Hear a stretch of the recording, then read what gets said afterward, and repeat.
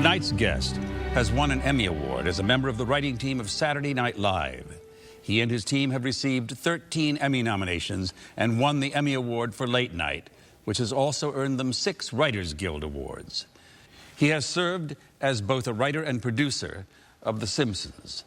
As we meet, he is concluding 16 historic years at the helm of Late Night and is preparing to take the tiller of another institution, The Tonight Show. The Actors Studio is very proud to welcome Conan O'Brien.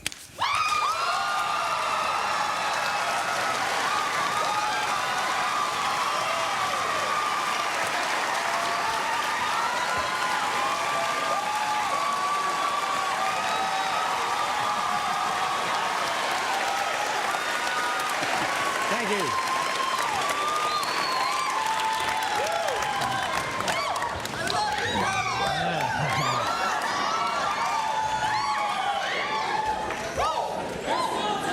The positions that you see us in have been reversed 28 times. And Conan has something of a reputation as an interviewer.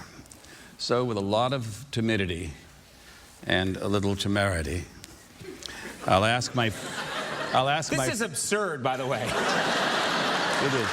For both of us, honey. It's absolutely ridiculous. For both of us, I know. What are you sitting behind? What is that? Where do they make this? IKEA calls it the Interrogator. It's your night, Dean Emeritus. Case University. Proceed. Very well.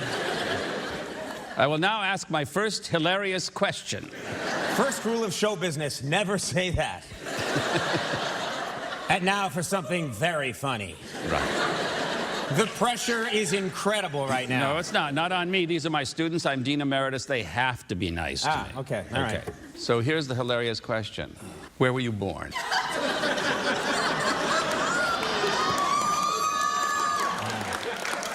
This is the definition of an amazing crowd. Where was I born? I was born in the Women's Lying-In Hospital in Boston, Massachusetts.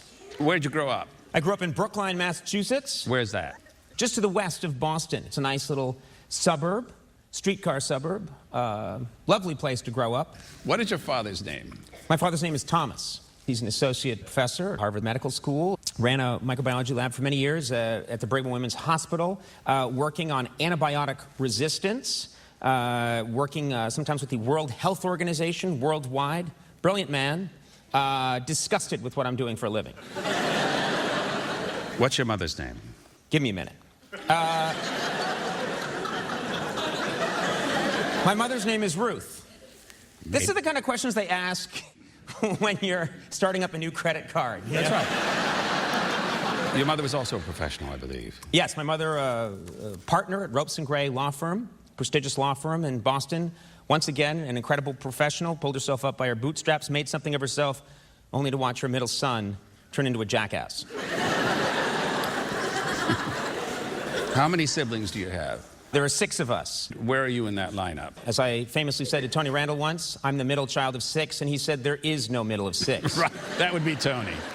6 kids is an unusually large family, especially when both parents are professionals. Yes. Was that by design or chance?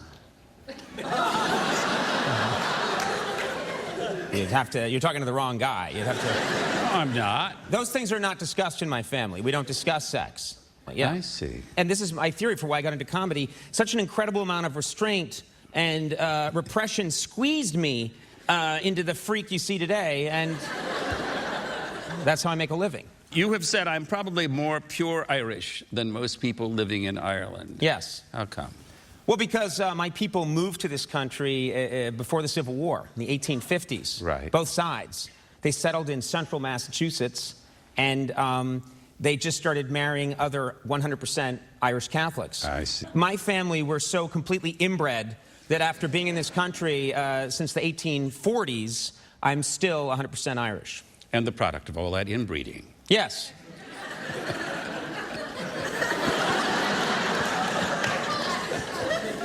You son of a bitch. We've had a lot of people on this stage, 250 people on this stage, but this is the most inbred person that we've had.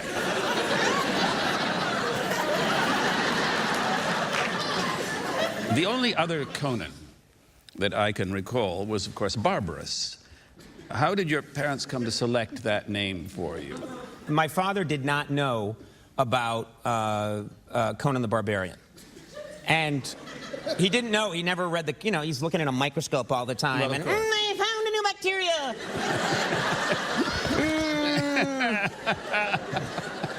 Time to go not discuss sex with anyone. So my father named me after, I believe he's the first, I might be wrong, but I think he's the first Irish bishop. So he gave me the name Conan. I heard nothing about it until I was about 10 years old. I was walking to the Kirkman's Market, and a kid went, "Hey, Conan, where's your sword?" The beating that ensued lasted 11 minutes. And then things just got out of control quickly after that. Was religion important in your childhood? Yes, yeah. My parents, very Catholic. I was raised, went to church. Had to go to Sunday school. Didn't have to, wanted to. And that's where I got religious instruction. Were you an altar boy?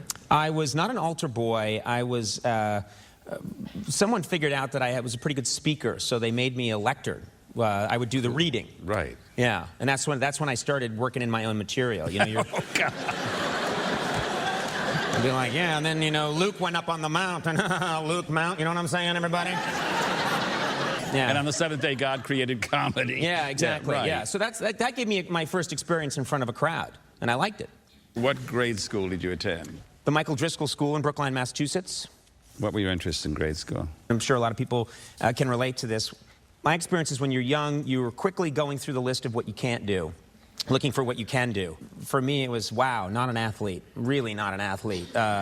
Really intimidated by math and sciences. I could do it, but it intimidated me. Not good at so many things, and then I started to hit areas where I was extremely comfortable. I liked creative writing right away, instantly, and I liked making my friends laugh. So, and I knew, I never in a million years, thought that you could make a living at either one, but those were things that I remember, really clearly. When you come to terms with an ability, it's a religious experience, and it changes you. And the minute you come upon something like that, you're very aware of it. And I think everybody has that experience at some point. How old were you when that happened? This is about 2 years ago. I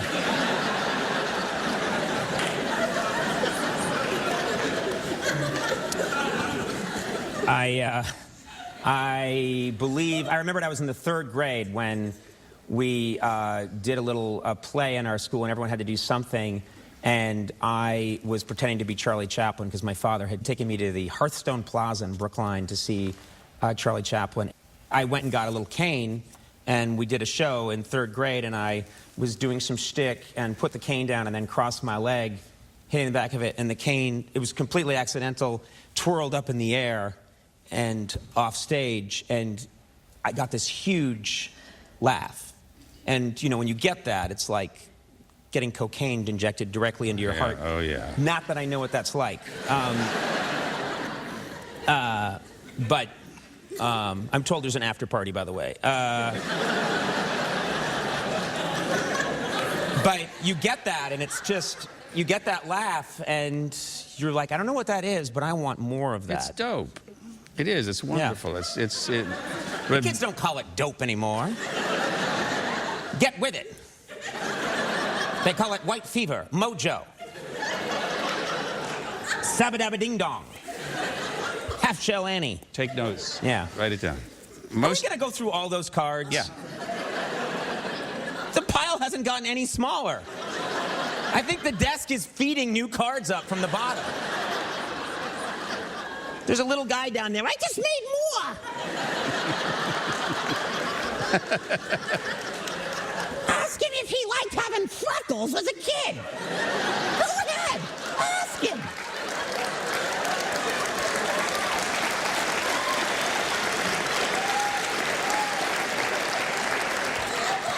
Oh, man. Did you like having freckles as a kid? Most of our guests with the comic gift have talked about being a class clown. Were you a class clown? No, I was not a class clown. They're the people that jump up and move the clock back on the teacher. Ah! look what I did. And I was someone, and this has happened in my career too, where when people first meet me, I'm not grabbing them by the lapels and showing them that I'm really funny. Right. I need to be around for a while, and this has been my whole career. I was never someone that burst into a room and said, take this down because it's going to be pretty funny. I had to be around for a little bit, and people would pick up on my energy, and then over time, I could win them over. And it's really been the same thing with the late night show. I know that that's card 685B. I hate to skip ahead, but that's what happened. We're going to get there. Yeah, I promise we're going to get there. Did you take tap dancing lessons while you were in school? Yes. Next question.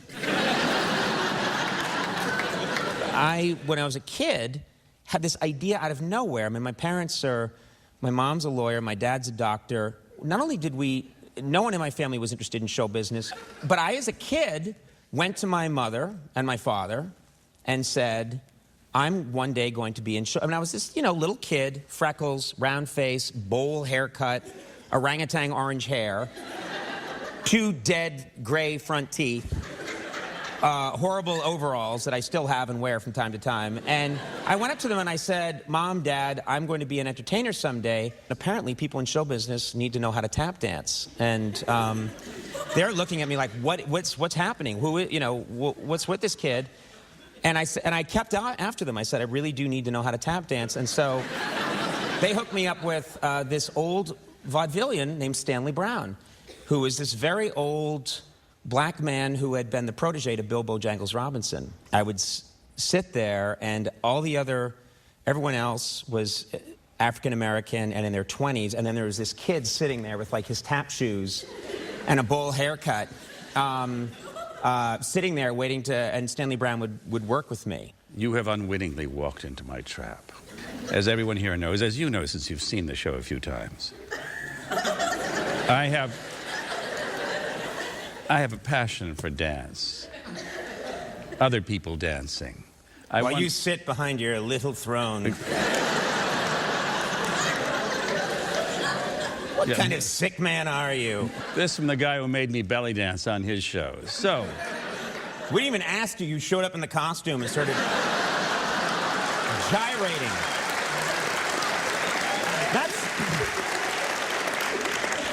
That's how we come up with most of the things you do, is we come to work and you're there dressed as in a little Shirley Temple dress. And then we write around what you've shown up as. I understand. But the fact is that you owe me one. Will you join me in welcoming this dancer? No, but... You see, you do. You know, what I remember is I remembered hours and hours of there's the shuffle ball heel and then there's the out like that. Yeah. It doesn't really work unless you have tap shoes. And then, of course, over time, when I got the long limbs, I started embellishing. There's all that Buddy Ebsen kind of stuff. You know, there's all that, and over time, that morphed as I got big and long and lanky with that. You realize that if you have a lanky body with really long legs, you pull up the belt and it accentuates, and you get a kind of a crazy, you can have a lot of craziness going on here. And then it's not long before, there's all kinds of movements happening. Oh, baby, it's all good stuff, if you know what I mean.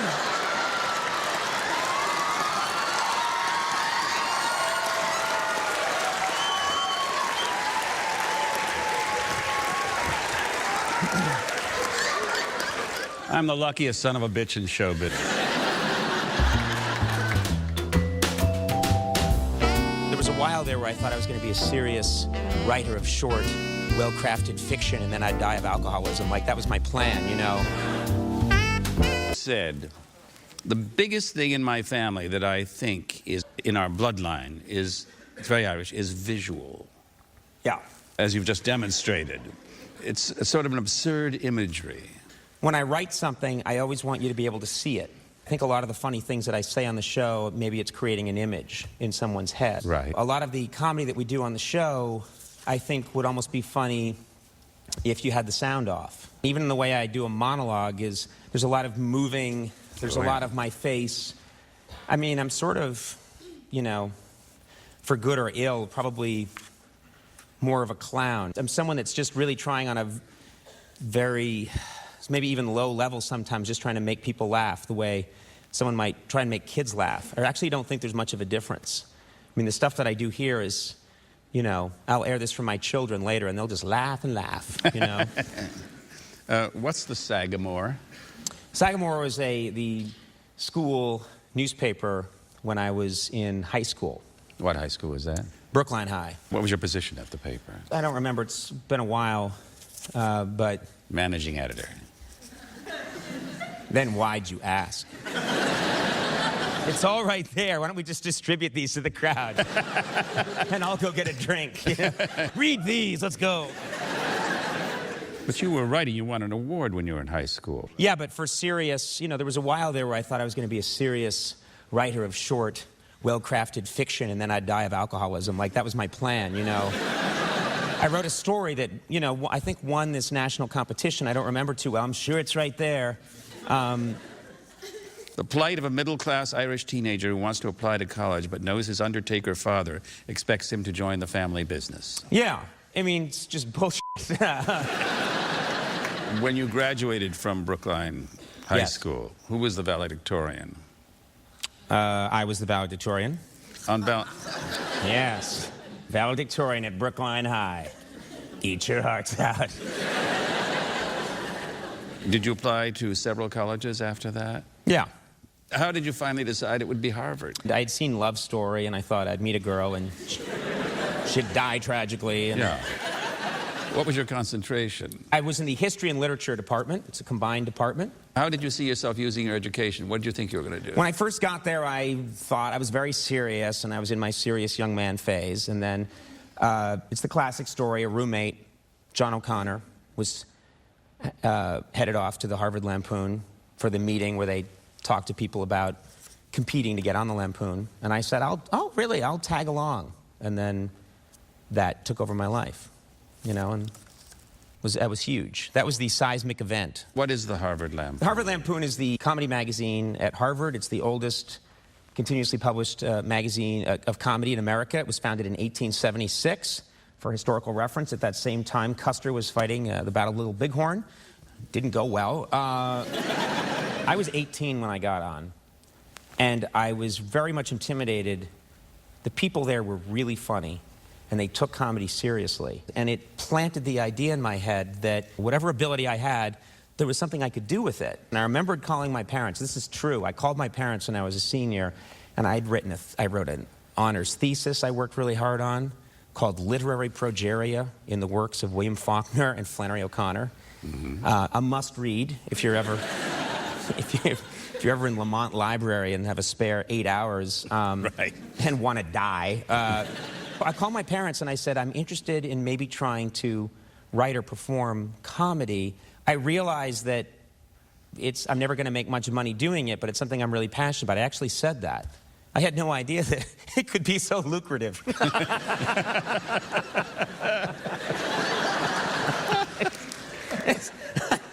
I made so much money. And yet all these suits are free. Is this striking the wrong tone in these times? No.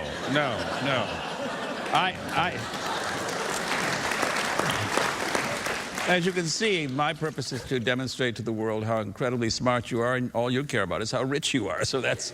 I'm really not. I was kidding. When did you become president of Lampoon? What year were you in? I was a sophomore. What happened when you were a junior? They reelected me.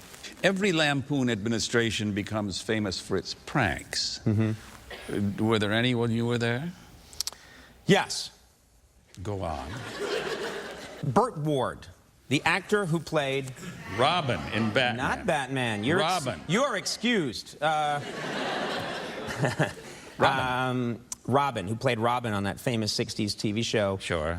Showed up in Cambridge, and suddenly there were these pompous posters everywhere that said, "Meet Burt Ward in person, where he will exhibit the original Robin costume, valued by Lloyd's of London at over $50,000. You yourself will meet Burt Ward," you know, and we couldn't help it. So a friend of mine and I went and we got the costumes for the security at Harvard, and we got these uniforms and we put them on and we went to Burt Ward and we said, "Hello, Mr. Ward, we're campus security and we've been sent by the dean to protect and guard the costume during your speech." And he just was like, "Well, of course, yes, good. Yes, I thought the dean would be sending some men around. You there and you there." And it just was delicious. So he started giving this long speech about, you know, it was Robin. I mean, he was really the central character in Batman. And then he was taking questions from the audience. And we had one of the people on our staff dressed up as the Penguin. He stood up and he went, "When is a costume not a costume?" And Burt Ward's standing there and he says, "I don't know. When is a costume not a costume?" And Paul Segala went, "When it's been stolen." Just then, that was the predetermined signal. My friend Dan McGrath hit the lights. When you're stealing something, in around 1 o'clock in the afternoon,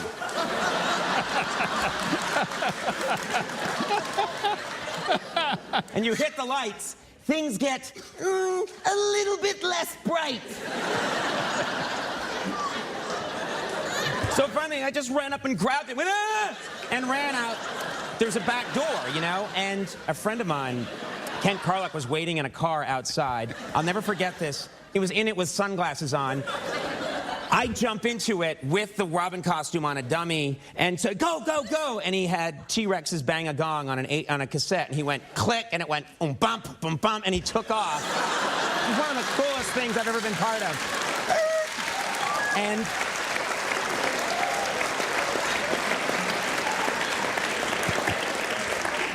those were good times. Oh, yeah. In 1985, as you were about to graduate, this is what you said in a Crimson interview.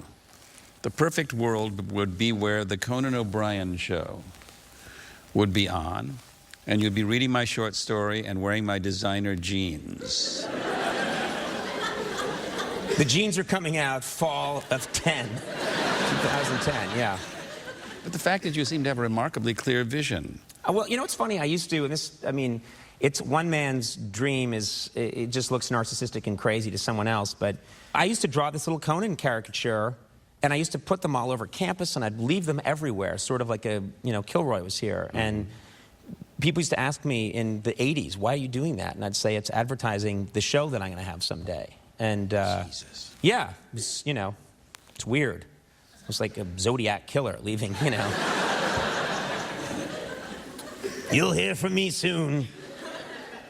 One of the facts that struck me as I prepared for tonight was the information that your idol when you were at Harvard was Bob Hope.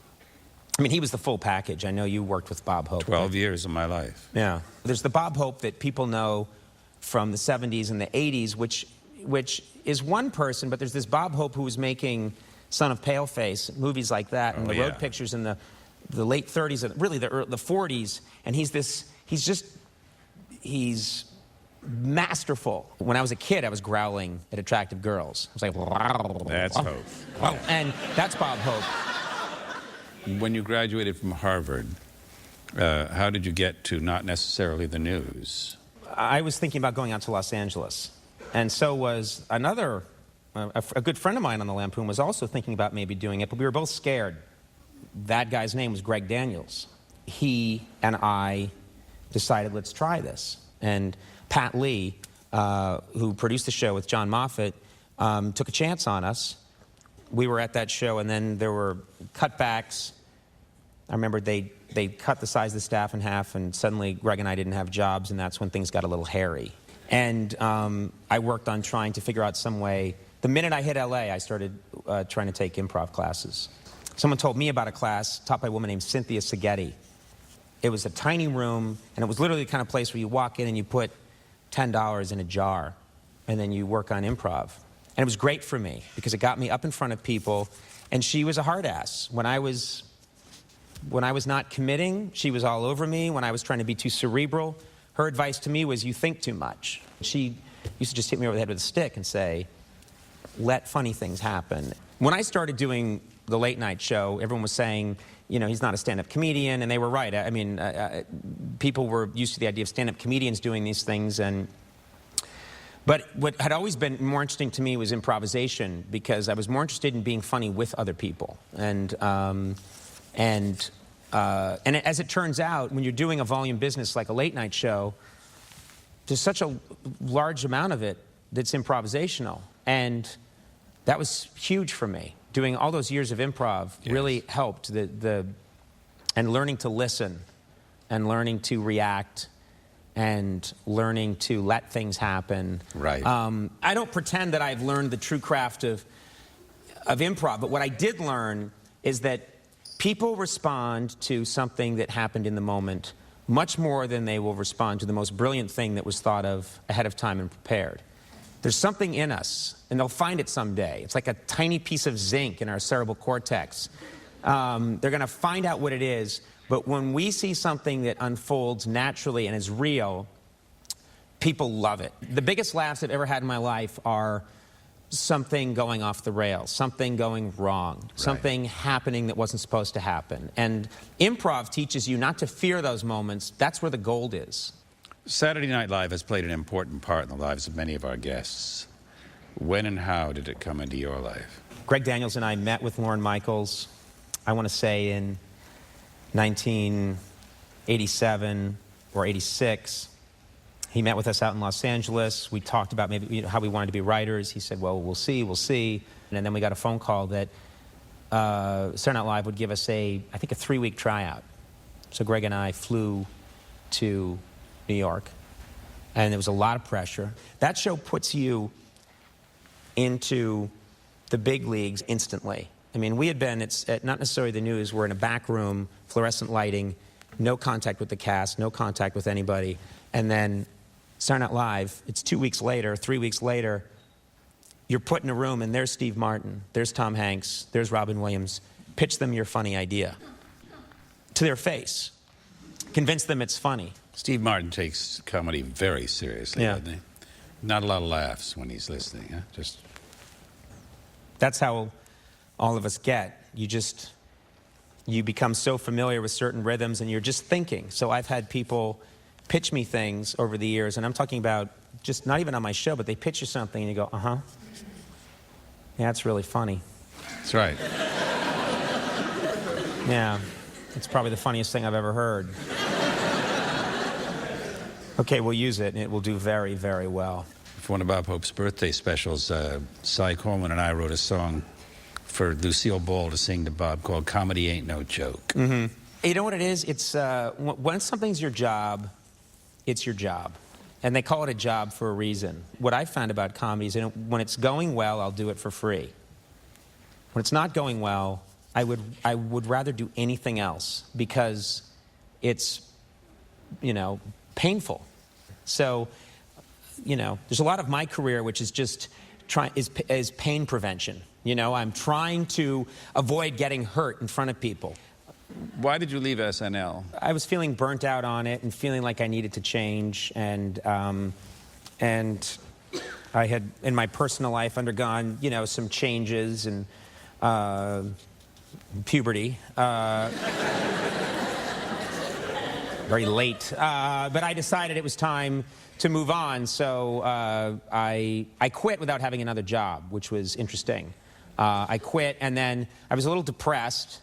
I'm prone to bouts of gloominess, and anything to do with being Irish? Yes. I just remembered sort of wandering around Manhattan for a couple of weeks, reading, Seamus Heaney poems and being maudlin and looking at the Hudson River, and, it was stupid.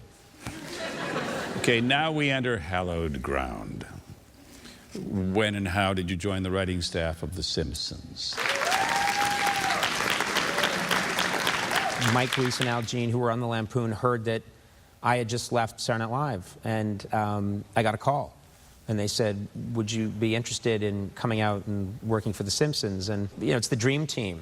It was the most... That was the... was the closest thing to that sort of your show of shows writing room experience that I thought I was going to have. I really love to perform things for writers, and that's how I knew they were funny. You were a room guy. I was a room guy. On the third day of that job, you pitched what would become a Simpson classic, didn't you? Yeah. Well, I went in and I pitched a few ideas and they liked them. And I had one idea that was my last idea that I thought was too weird and I almost didn't bring it up. And then I said, there is this other idea. And they said, well, come on, let's hear it. So I started to pitch this idea that Huckster comes to town and sells them on the idea of a monorail. Of course, the writers there threw in tons of great, that's the thing about a Simpsons episode, is that it's always a, you know, collective. But you got credit as the writer on it. Yeah, it was my idea, and I think I had a lot of the story and everything, but then everyone throws in great ideas.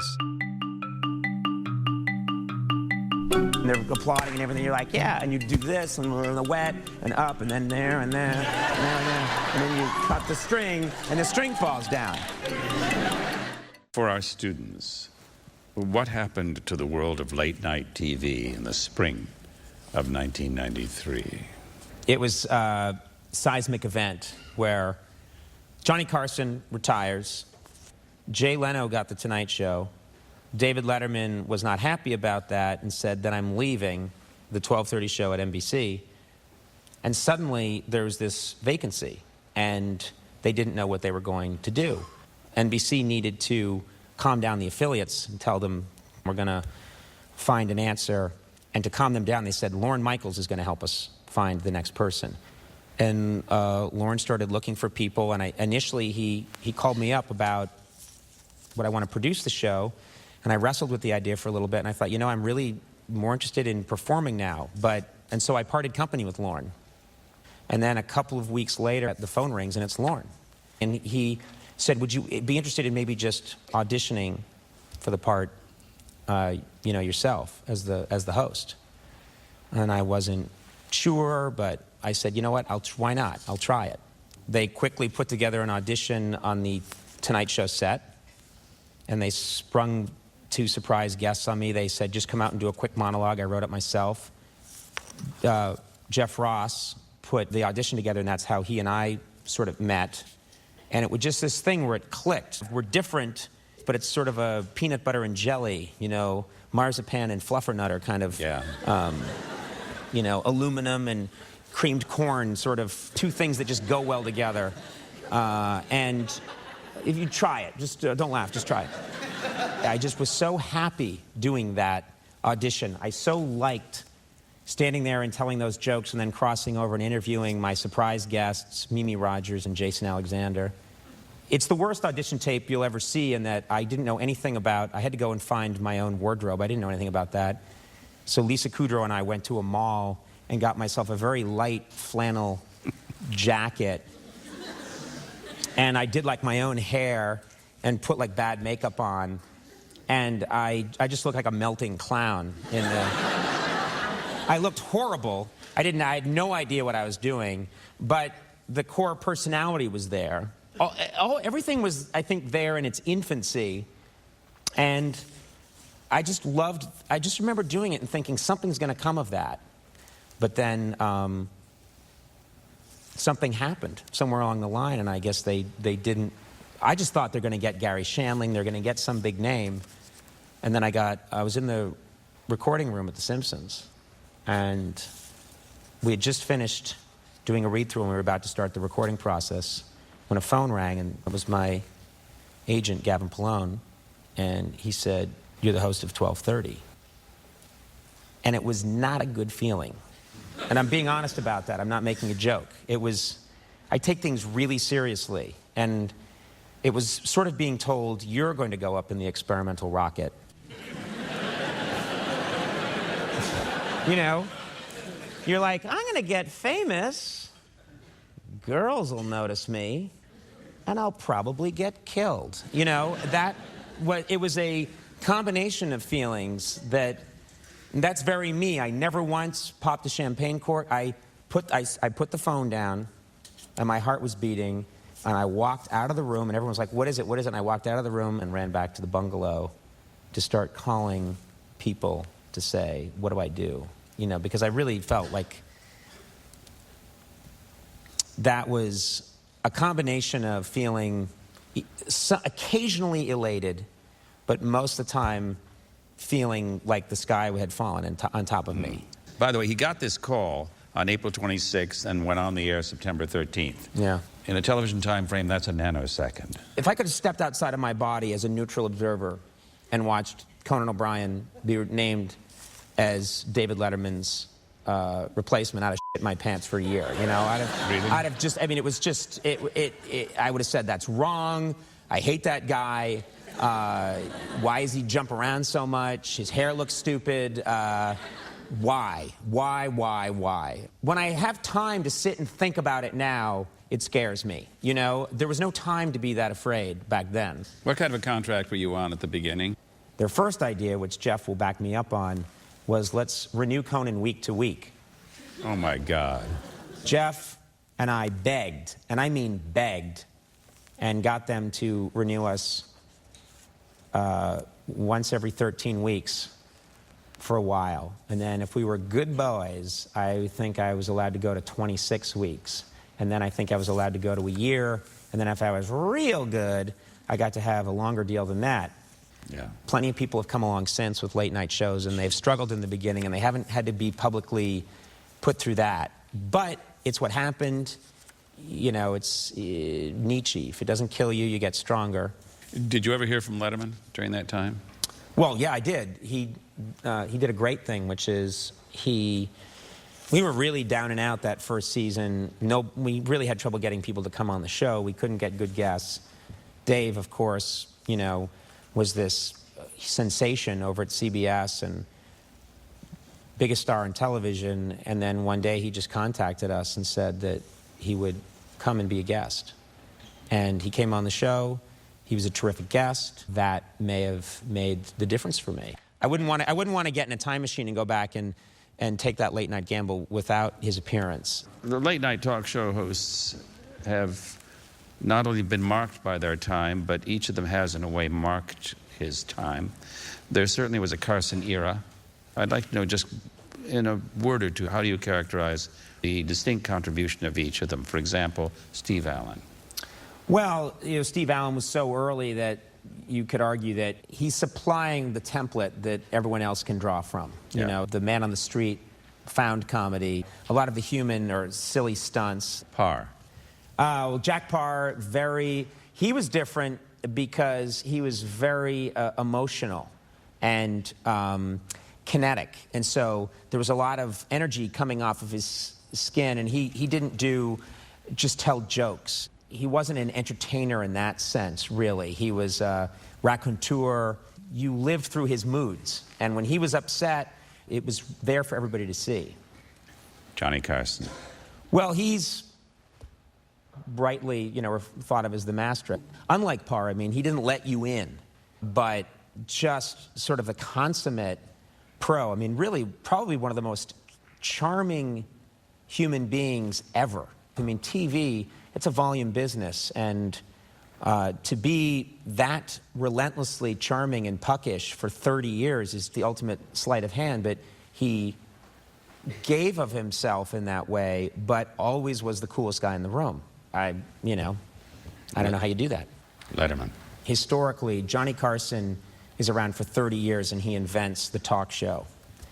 Dave comes along 20 years into Johnny's reign, and he invents the anti-talk show. Yes. And if you think about it, it's kind of like, you know, Johnny Carson discovered Europe, you know, and David Letterman got in a boat and discovered North America, and the rest of us are like, I found a piece of Newfoundland that hasn't been claimed. You know, the rest of us are carving out little territories here and there, but what Dave found was so huge, so fundamentally giant. His sense of humor was completely his, and it was different than anything you had seen, and everything he did, down to the way he dressed.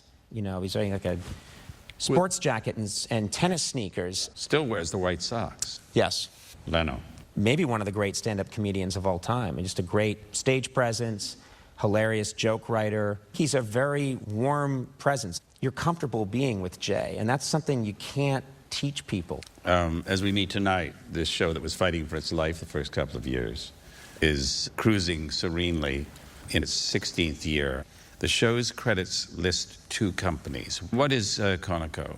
Conoco is a production company that I set up a while ago, sort of a offshore shell game operation. Right, I understand. Jeff and I get the coke from Bolivia. We sell it in Florida, and then we put the cash in Conoco. And we call it all for TV production. There's no TV production. I understand. But it sounds suspiciously like another Conoco that's out there. Yeah. I always liked it. You know, people always have fun names for their production companies. And I always thought it'd be cool, just like, what's my name? Conan. This is a Conoco production. I just wanted it to invoke, no, this isn't fun and games. This is an evil corporation that's grinding out a lot of crap Conoco. to put the masses to sleep. Right. So Jeff and I can make cocaine money. Shouldn't talk about this on television. That's all right. The title at the top of the show shows us a building. What building is that? 30 Rockefeller Center. And what studio do you shoot in? 6A. 6A is where David Letterman did his show. On one occasion, Conan elected to celebrate Studio 6A.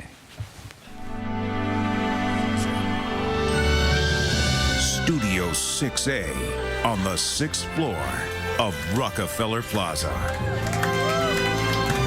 Starring Tony Award winner Liev Schreiber as Conan O'Brien. It's an unflinching glimpse at the high-stakes world of late-night comedy.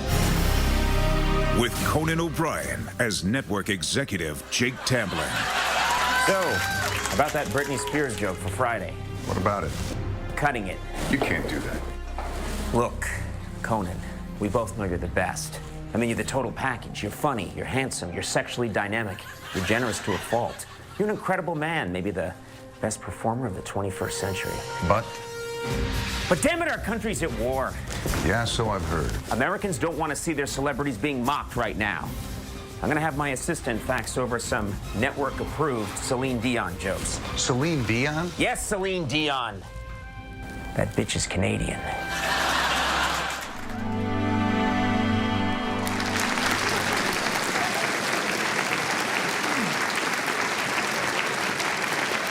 One of the principles of your show seems to be that you are often the target of the show's humor, right? Yeah, probably that's a style I'm comfortable with. What is the mark where you do your monologue called? Does it have a name?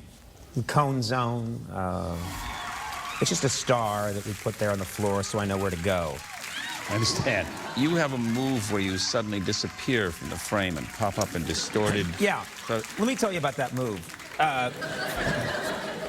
What I have learned, and I'm not kidding about this, is that what works for me in late night is what works with 2-year-old children. But it didn't take me long to realize that what's really funny in a television camera is when I'm there, and then I'm not there, and then I come back again, and I see people in the audience go, and they suddenly morph into babies in my mind. It's peekaboo. I'm playing peekaboo, and, you know, someone at the New York Times is saying, what an exciting exploration of space and time. Mr. O'Brien's transmogrification into both seen and unseen. You know, no. I was there, and then I went away, and then I came back. And they, you know... My favorite of your mad moves is something called the string dance. Right. Right. I wonder if you would demonstrate for our students the string dance. Well,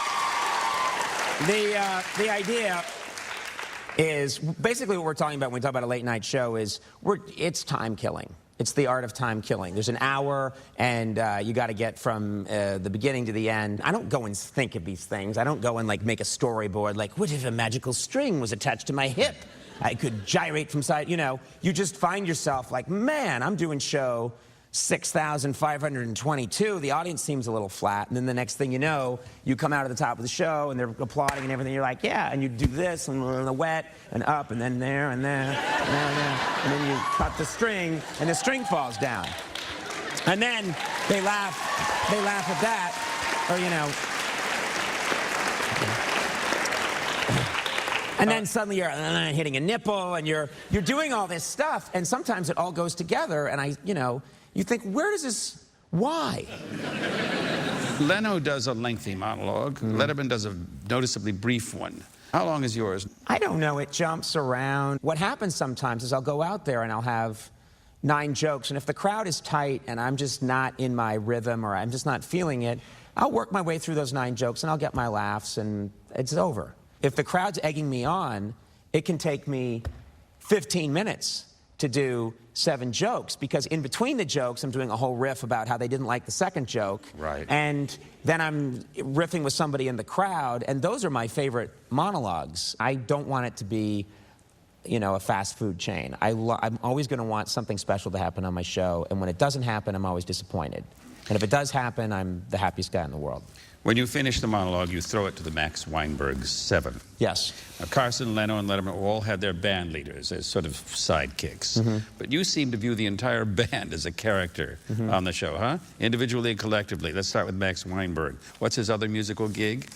He works with Bruce Springsteen. He's street band. He's a drummer for Bruce Springsteen, yeah. He often replies to your remarks with a vacant stare, doesn't he? Yes, yes. That's sort of who he is. And it's not an affectation. So we learned really early on that sometimes there's just a funny contrast between my sort of kinetic whoop, whoop, whoop, whoop, and Max, yeah. And again, it's childlike, but it's just contrast. Who is the musician in the hat? That's Richie La Bamba Rosenberg. And how did he become La Bamba? That's his name. We didn't make that up. No. He's La Bamba. And why the hat? He wears a hat. I don't know. That's not worthy of a card. Strictly speaking, the monologue...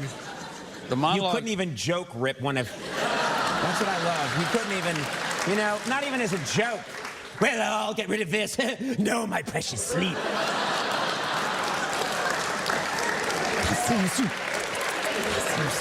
Night, night. Yes. Well, anyway, got rid of that card. Don't do it. No!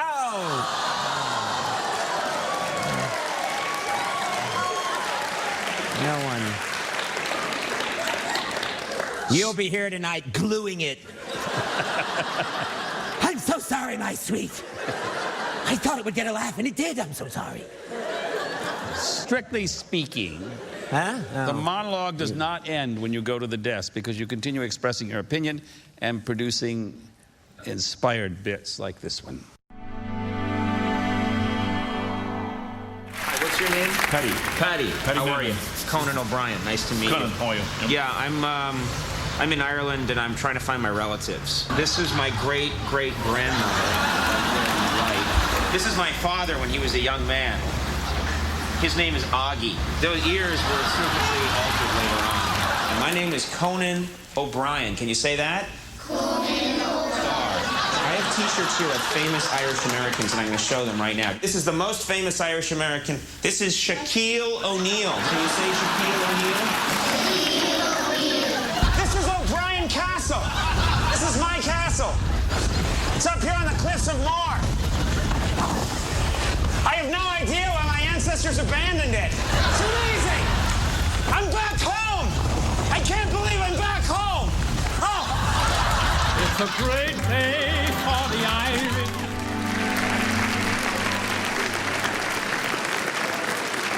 That moment of chasing my hat kind of epitomizes everything that I think about comedy, and you know what I mean? Yes, I do.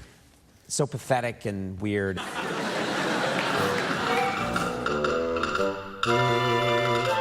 Look at how he reacts when his cards are physically moved from his presence. Research reveals that yours is the only show on planet Earth that features a masturbating bear.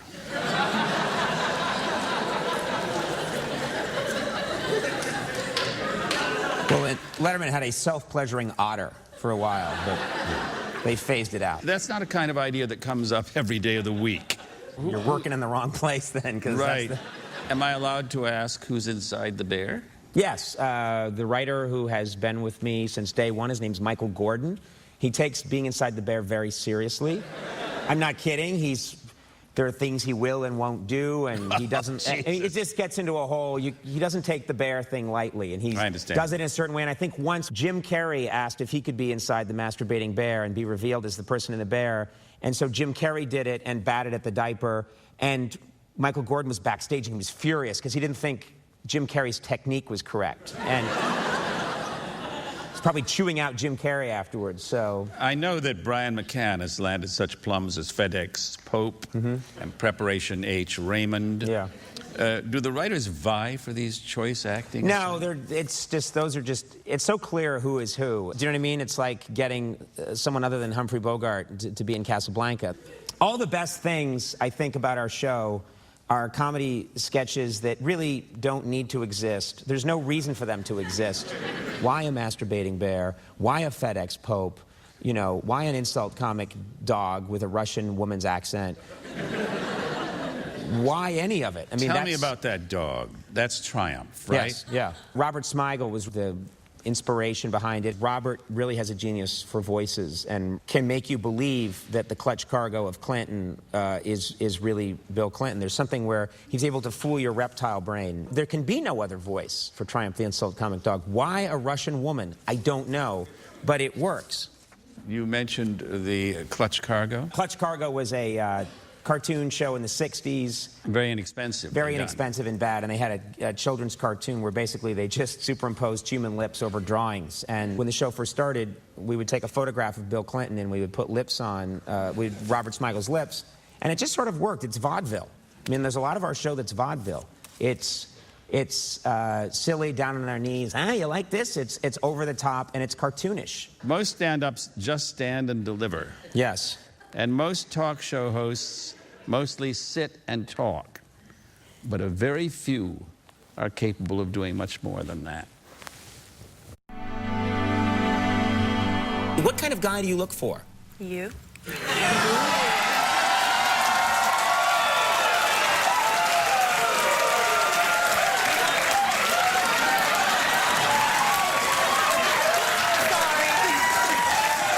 Why? I mean, okay, I'm okay, but why? Funny guy. Any Funny, you woman like loves to have a man that's funny, Okay. smart, knows how to talk to people. Right. That's very sexy. Right, That's right. a good man. And, you know, you're pretty, too. I don't get that a lot. I'm pretty, too. Hey, yeah.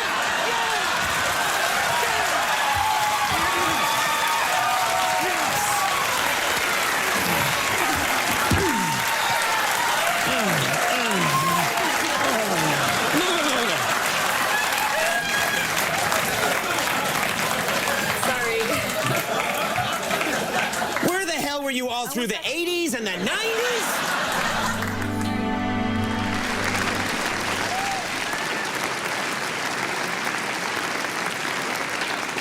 Describe for our students your workday.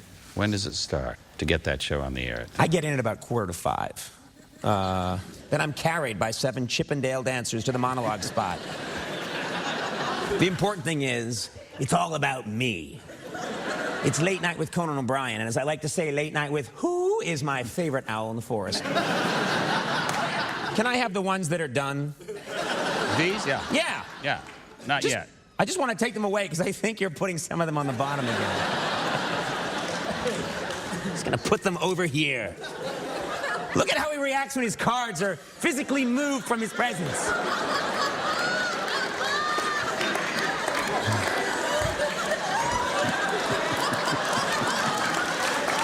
Mama. I got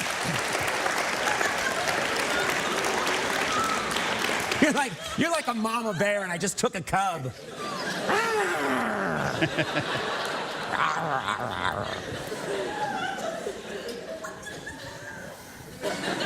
How many writers do you have? What is it now? 14. And 6 of them are pretty good. And the head writer. A lot of dead wood. What? The head writer is Mike Sweeney, huh? The head writer is Mike Sweeney. That's not a job I envy. He serves two insane people. He's got Jeff Ross on one side saying, I don't know, it's not going to be any good. And then he's got me on the other side spinning like a crazy cockatoo on speed. It's not always pretty, the coming together of our show. There's a lot of yelling and actual physical abuse. No. I'm a physical person, so I'm always... literally, I grab people and throw them around, and they are allowed to throw me around. There's not really, I can't be hurt in any way, but, or really touched. But they're allowed to wrestle a dummy, a Conan dummy. But I'm very physical. I like to, I have a lot of brothers, and that's, to me, a big part of thinking of comedy. And I like to come in, and I've almost developed a character who's this guy who comes in and starts insulting the writers and throwing things at them, and they're free to insult me. Are they pitching to you when you come in? Is that it? Well, they pitch to Mike, and then Mike pitches to my lawyer, and he talks to me. Yeah.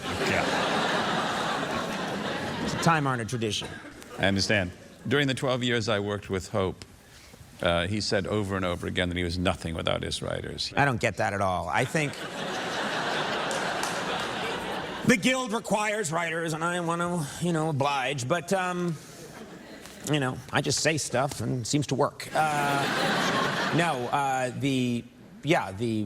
The writers on, our show is going to wind down soon, our late-night show. We will do our final show, which is show 2,725 hours. Not one flaw among them. People, if they even think about these shows, can decide they, like my show or don't like my show, or like other shows more than my show. But one thing I'll always stand behind is the volume and variety of silly ideas that we have thrown out there. That's my writers. And I'm immensely proud of what, we've all accomplished together. The crazy things with puppets and music and animation and just the potpourri of weird, great conceptual silliness is hard to beat. That credit goes to my writers. I usually arrive at about 3:30 or 4 when I'm going to be placed in Mike Sweeney's hands. And I invariably find the three of you. You're at your desk, and they're sitting in the guest chairs. Yeah. And you seem to be conferring. That seems to be a very important part of the day, right? Yeah, it's a constant struggle. And we have a lot of young interns on the show. And being an intern, there's a lot of go get some coffee and, go get Conan his special pills and go, his laxatives and salves and creams. Right. One of the things that I tell them is, if you're going to learn anything, go and watch our rehearsals. I've been thinking seriously round the clock about comedy since I was 18, and I'm 31 now. It's a long time. We'll edit that laugh out. What I tell them is, notice that we don't really know what we're doing. And I don't mean that as a joke. I mean, the show is in flux. We are figuring it out up until the last second. We're replacing jokes, we're completely shifting the order, we're chopping things in half, we're cutting things, we're completely writing a new ending, and I'm constantly telling people, what do you think of this? What do you think of that? And I mean, I'll try it out on a custodian, I'll try it out on someone who's there to fix a pipe. You don't know. Comedy's not a science. Science isn't a science. We're learning that all the time. I mean, we're learning that Wall Street, nobody knows really what they're doing. They don't. They don't know what they're doing, and there's two ways to go with that information. One is to be afraid, and the other is to be liberated. And I choose to be liberated by it.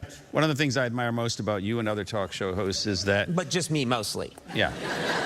I don't like all this and the other ones. Makes me feel less special. So what do you admire just about me? To the exclusion of others. Wait a second. One of the things that I admire most about you is that you do it 5 times a week. Yeah. And you have to keep it fresh and stay focused on and interested in 10 guests a week. How the hell do you do it? That's an averages game. You're shooting for average, you know. When it was announced that I was taking over the Tonight Show several years ago, I got to have a phone conversation with Johnny Carson, who I'd met a few times over the years.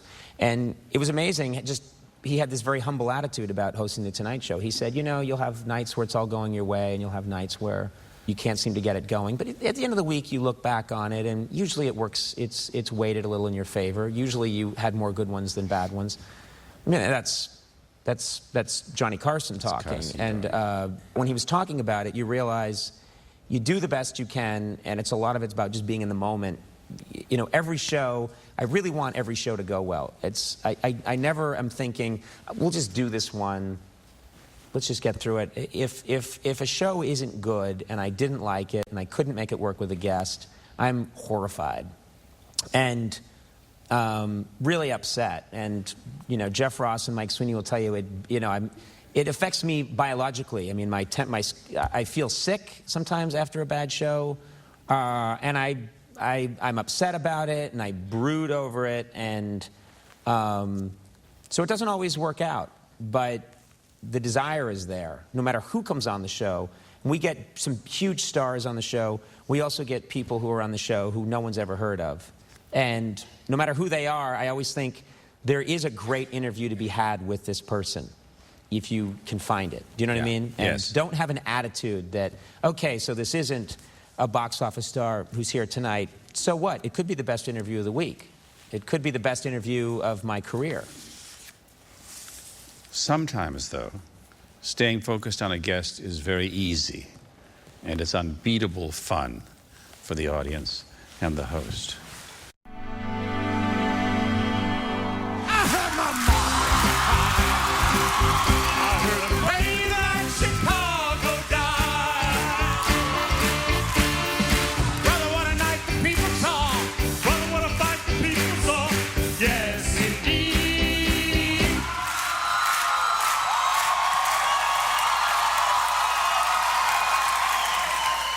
Then there was no sound at all but the clock upon the wall. Then the door burst open wide, and my daddy stepped inside, and he kissed my mama's face, then he brushed her tears away. The night Chicago died.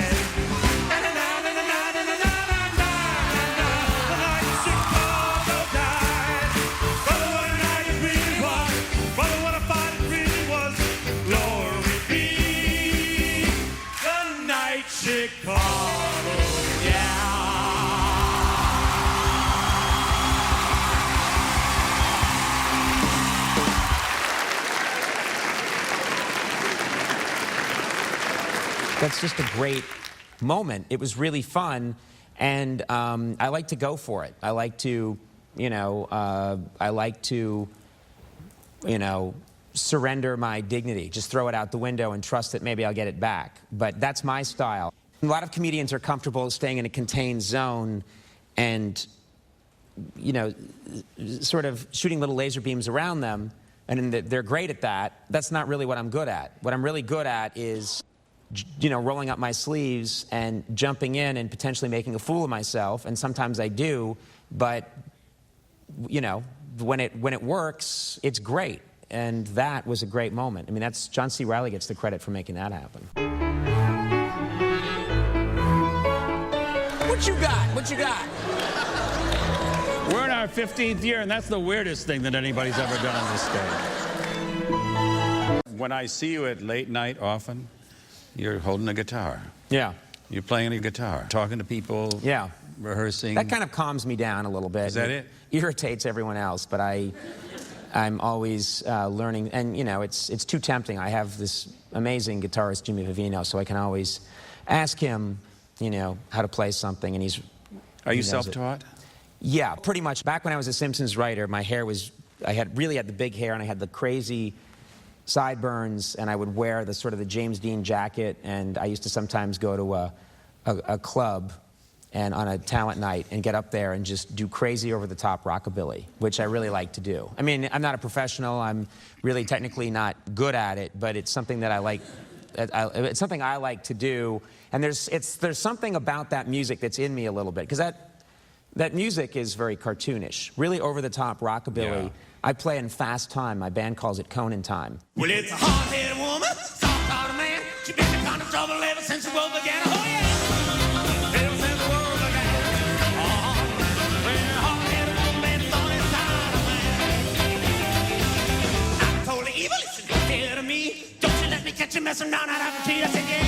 rockabilly music that fast, and I like to sing it, and I like to try and grab the lead if I can pull it off.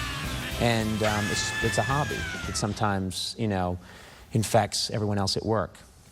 Lest we give the impression that late night is nothing but fun and games, it does have its deeper philosophical moments.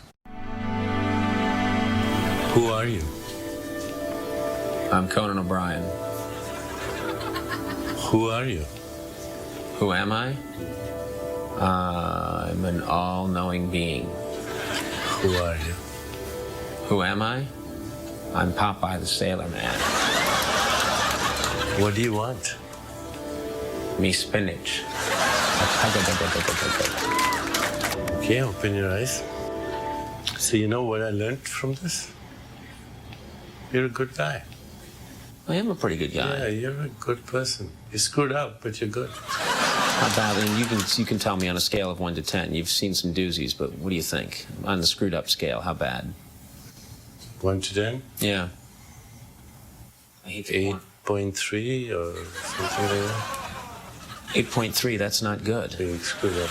You know, the nice part of it is that you're a really good person. I think I am. Yeah, you're an egomaniac, but you're a good person. I laugh at things that are true.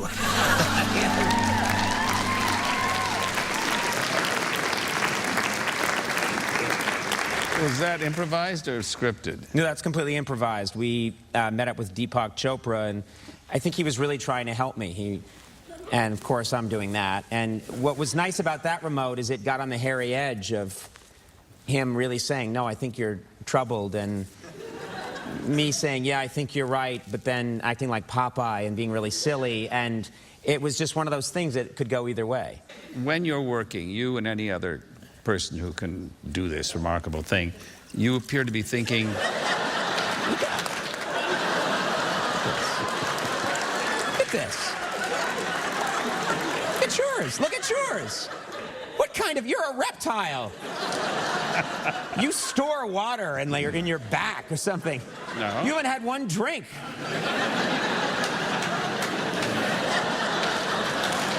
you want some more of this water?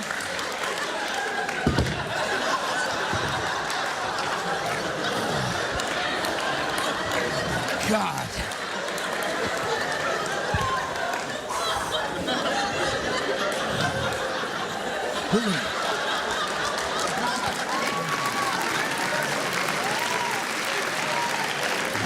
I'm still here, buddy boy. Let's go.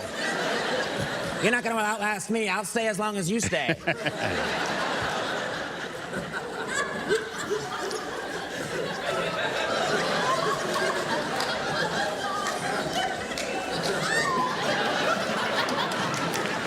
Oh, my God.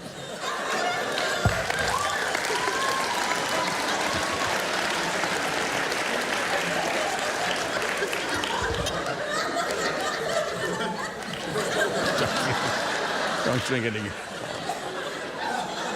Oh, no.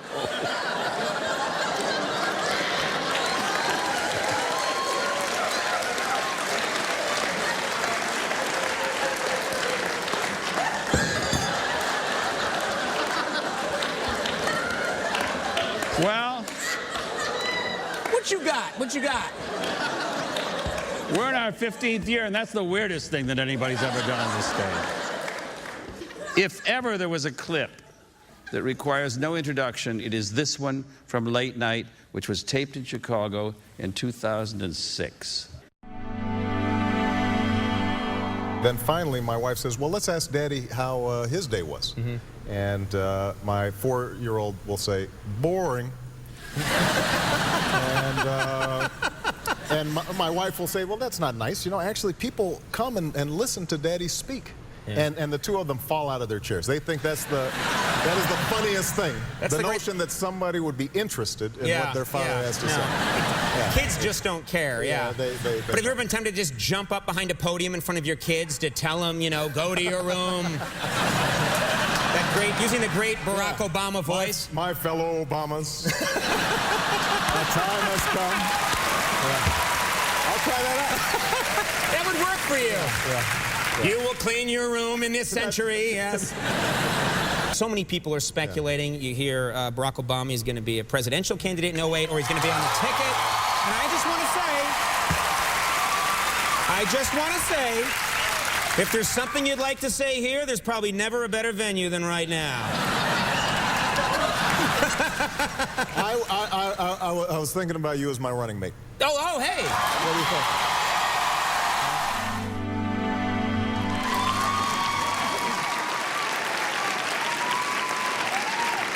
That kid's going to do things one day. Yeah, he's a comer. You'll be hearing more from him. Yes, indeed. He went back on his word, though. Yeah, he did say he'd make me his vice presidential running mate. Have you ever discussed it with him? No, he's hard to get a hold of these days. I understand. He's very busy doing something. And come to think of it, there's nothing you've said no to. Not once have you said, no, I'm not going to dress up as a little girl. Appeared on Late Night 28 times. My first appearance was in the guest chair to talk about this show, but I've been curious, and now I can get to the bottom of the mystery. Before Conan, I was, to put it kindly, not known for my comedy potential. Who at Late Night decided that I merited an occasional visit? I would like to know that. I don't remember. You have an essential energy and presence that's undeniable.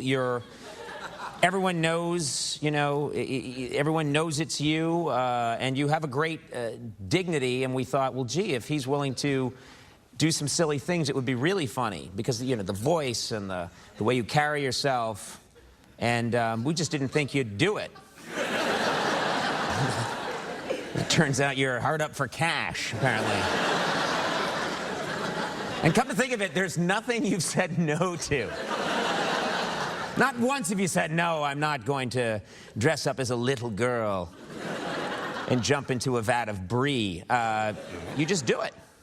Thanks to Conan, I've read K-Fed lyrics as if K-Fed were the bard. I've shotgunned a beer. I've belly danced, and I've even become Conan's New Year's Eve Central Time Zone and Belize Midnight Countdown. We're getting very close to this is very exciting. No other show does this. This is the Central Time Zone and Belize Countdown. It's going to feature James Lipton from inside the Actors Studio. It's going to start anything. Help me out. 10. 9. 8. 7. 6. Batman says 5. 4. 3. I can't believe he did that. 1. Happy New Year, Central Time Zone!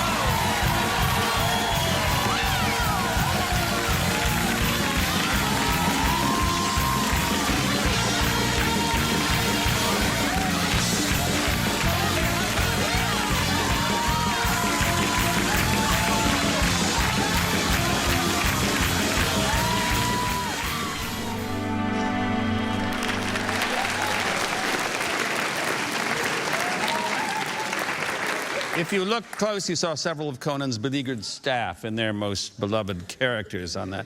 But even that was not sufficiently bizarre for Conan and his team. I've said this before, and I mean it. There is no one better to read a horny manatee poem than Dean Emeritus of the Actors Studio at Pace University. He's a Chevalier of the Order of the Arts and Letters, Dean James Lipton.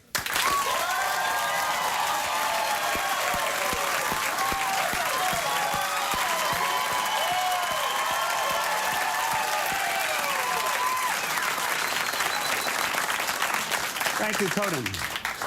A poem by Stephen F. Oh, manatee, of all the teas most horny. Oh, manatee, thy website is quite porny. Each day you bring me to delight and keep me smiling through the night. Oh, manatee, why is blubber love so thorny? No one does it better than Dean Lipton. Thank you, Dean. But once again, Conan, I must request, may I dance with the horny manatee? Ask, and you shall receive.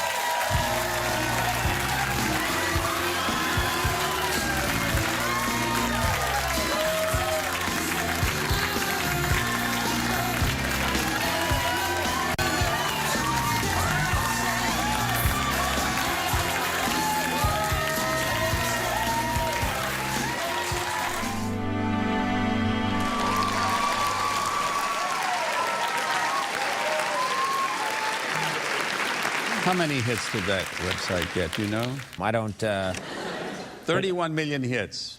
31 million people dialed it up to watch me dance with that beast. Thanks to you. Thanks to you. Thanks to all of you, by the way, to Jeff, to Mike, and to Conan. This man has single-handedly resurrected my acting career. It's true. Since then, I've been on Arrested Development. I've been in movies with Will Ferrell. I'm on the screen at this very moment in Bolt.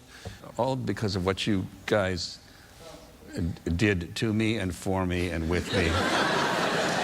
But mostly to you.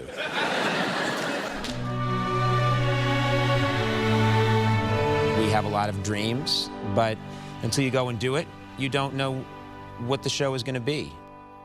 July the 21st, 2008, NBC announced that O'Brien will take over The Tonight Show in Los Angeles on June 1st, 2009, leaving Jim Lipton behind in New York,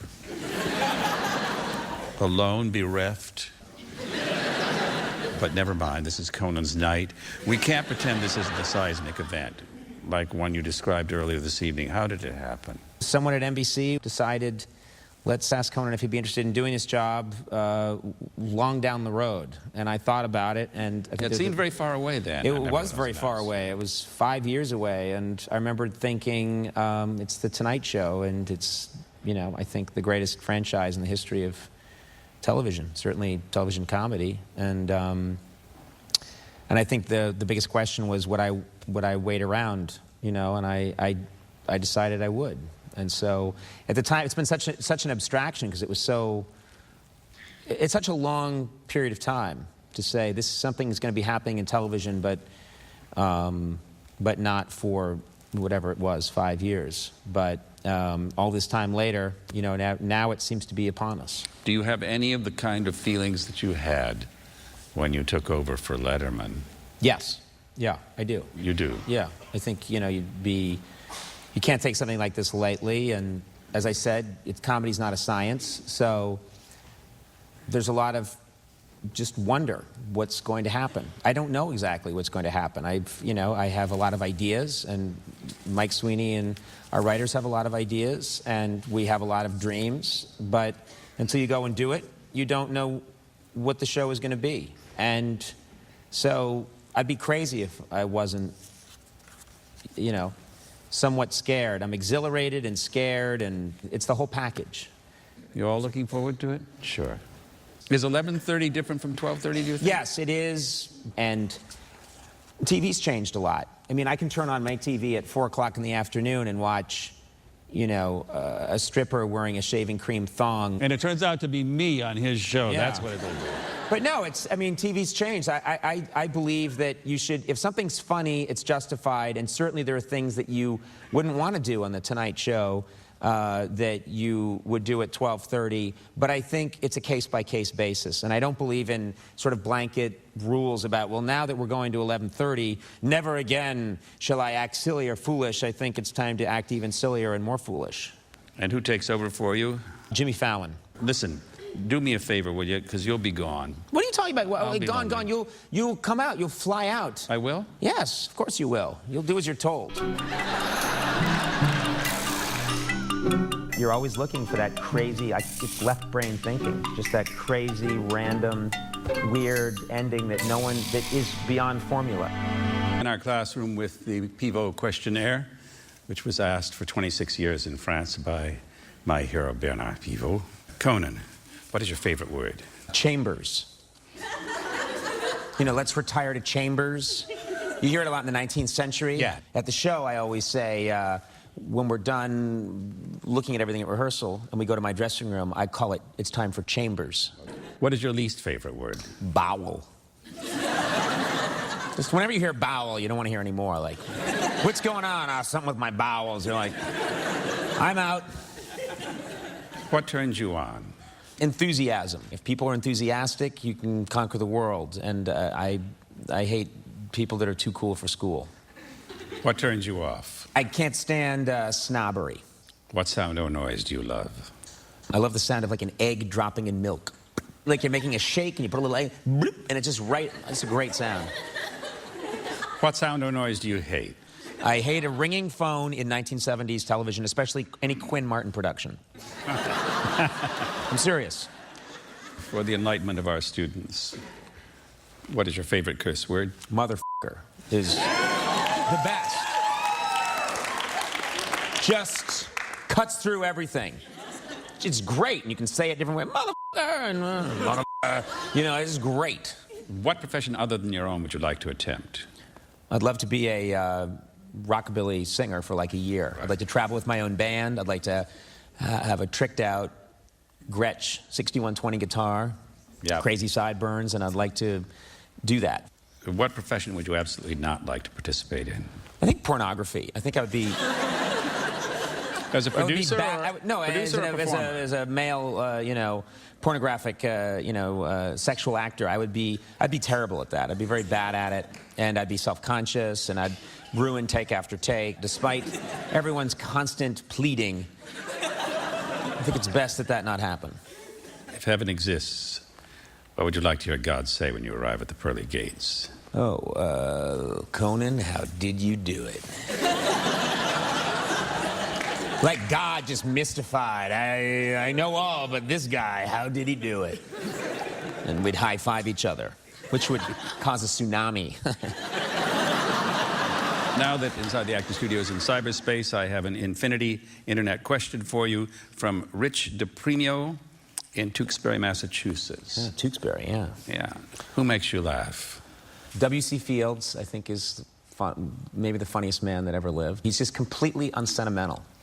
I don't like sentimentality in my comedy. Here are your students. Hello, Mr. O'Brien. My name Do you all carry these microphones with you wherever you go? I don't see microphones moving around. I feel like, welcome to PACE. Here's your student union card. Here's your wireless mic. If Conan O'Brien ever comes by, you're free to ask him a question. No, go ahead. I'm sorry. I didn't mean to shame you into sitting. Mr. O'Brien, my name is Carson Turner, and I'm a second-year playwright. And I was just wondering, ever since I started watching your show, I was just wondering, what will you be doing in the year 2000? I mean, will we still do that? Or you just wanted to make that noise? No, I think we're going to still do that. I don't see any reason why we wouldn't still do that. We can't kill it. I think... What I love is that younger people seem to get that we're not changing it, and older people like Larry King are just, why aren't you changing that, you know? And every now and then, something happens that completely surprises you. My name is Michael. I'm a first-year playwright. I was wondering how much of comedy is a formula or a science, and how much of it exists on its feet. There's definitely formulas, and we all fall back on formulas, and there's things that you do it so much, you almost get muscle memory. You know certain ways that you can possibly go. You know, when we're looking at a sketch and we don't know how to end it, there's always the 7 ways you can end it that you've seen before. Do you know what I mean? Yeah. The character can become despondent, walk out the door, and you can hear a muffled shot. The crazy character can be interrupted by an even crazier character. You know, and on and on. There are moves that people use, and when you're in this business long enough, you know them. So you're watching Saturday Night Live, and I see like, oh, what are they going to do? And then they do one of the 7 moves, and you go, oh, okay. And but every now and then, something happens that completely surprises you, and that doesn't happen all the time. But you're always looking for that crazy. It's left brain thinking, just that crazy, random, weird ending that is beyond formula. You don't know how someone thought of it. You're always hoping to come up with one of those. They don't grow on trees, but when they come along, it's great. I mean, structure is the thing you need. You need structure in playwriting. Any Simpsons episode is 3 acts. First act, you set it up. End of the second act, you've really created the problem and it's broken, and the third act, it's fixed. Certainly there are rules, and the rules are there for a reason, so you can then go off the rule, you know, which is, I think, what a lot of you are learning to do. We have one final bit of business before you head off into the sunset. For 12 years, I wrote a lyric to Bob Hope's signature song at the end of each of his birthday specials. As I prepared for tonight, I felt something stirring, and I thought, well, maybe I've got one more left in me.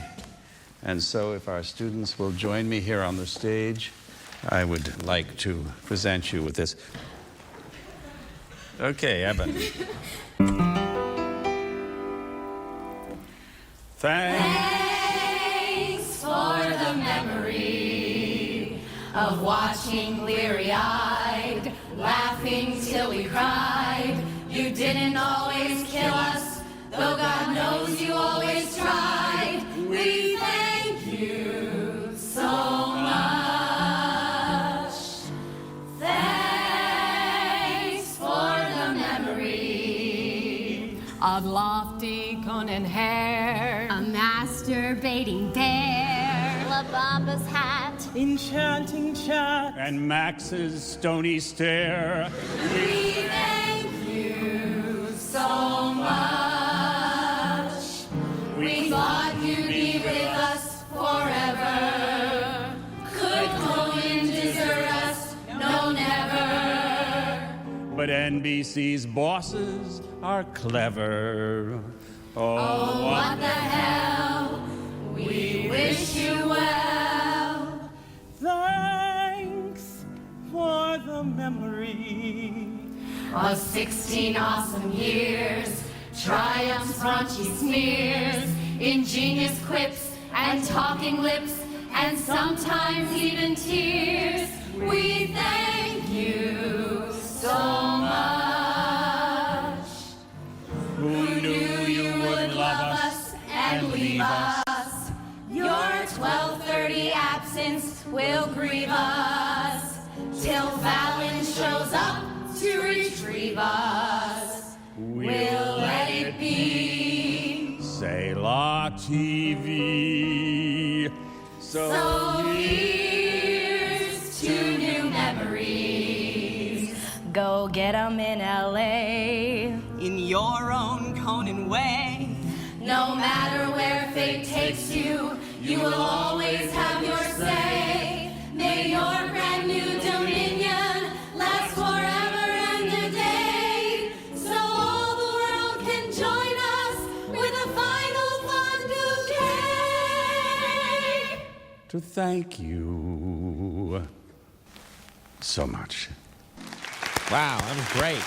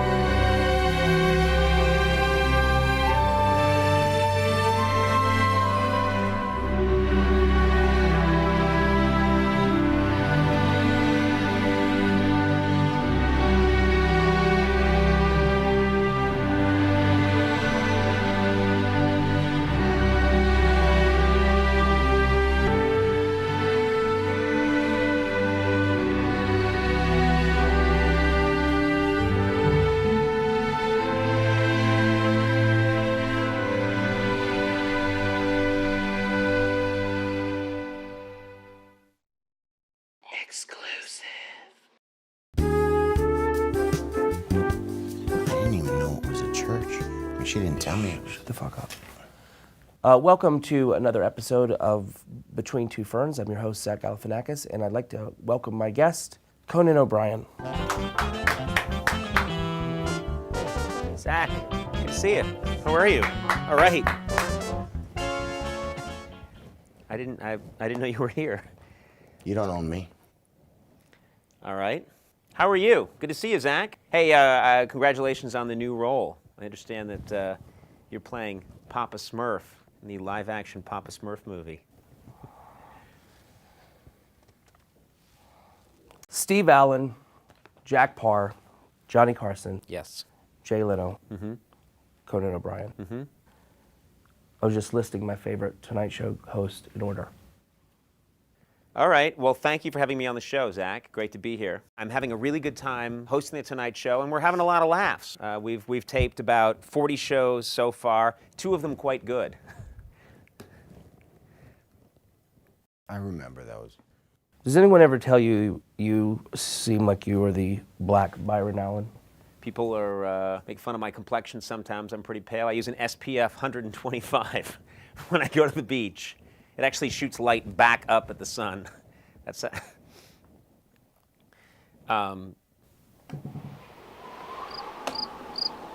It's the sound of a cricket riding a tumbleweed.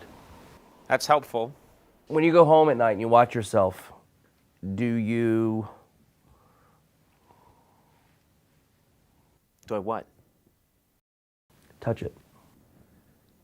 Okay. I'm just asking, because Andy and I go to dinner on weekends sometimes, and he tells me a few things.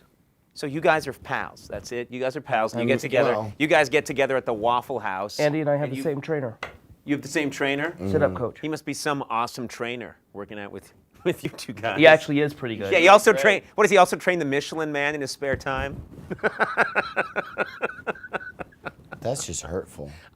Did you think you were going to be a talk show host when you were 25 years old? What's funny is when I was about 20.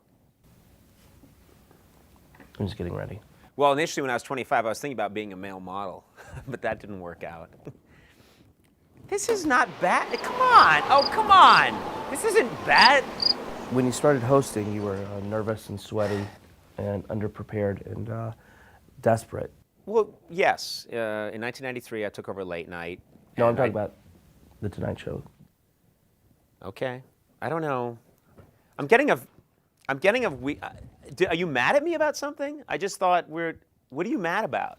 I feel like I have a shot at The Tonight Show. Pardon me? Is that what that's what this is about. You wanted to host The Tonight Show. I'd have loved to see that Tonight Show.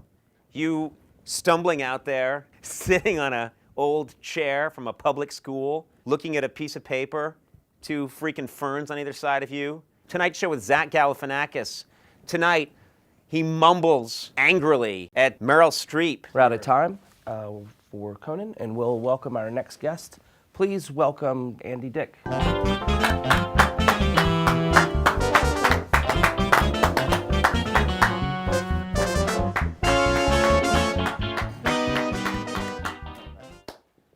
Take a seat, Conan. Ow. Thanks for being on the show, Andy. You. Thank you. Hey, Papa Smurf called. He wants his suit back. Yeah.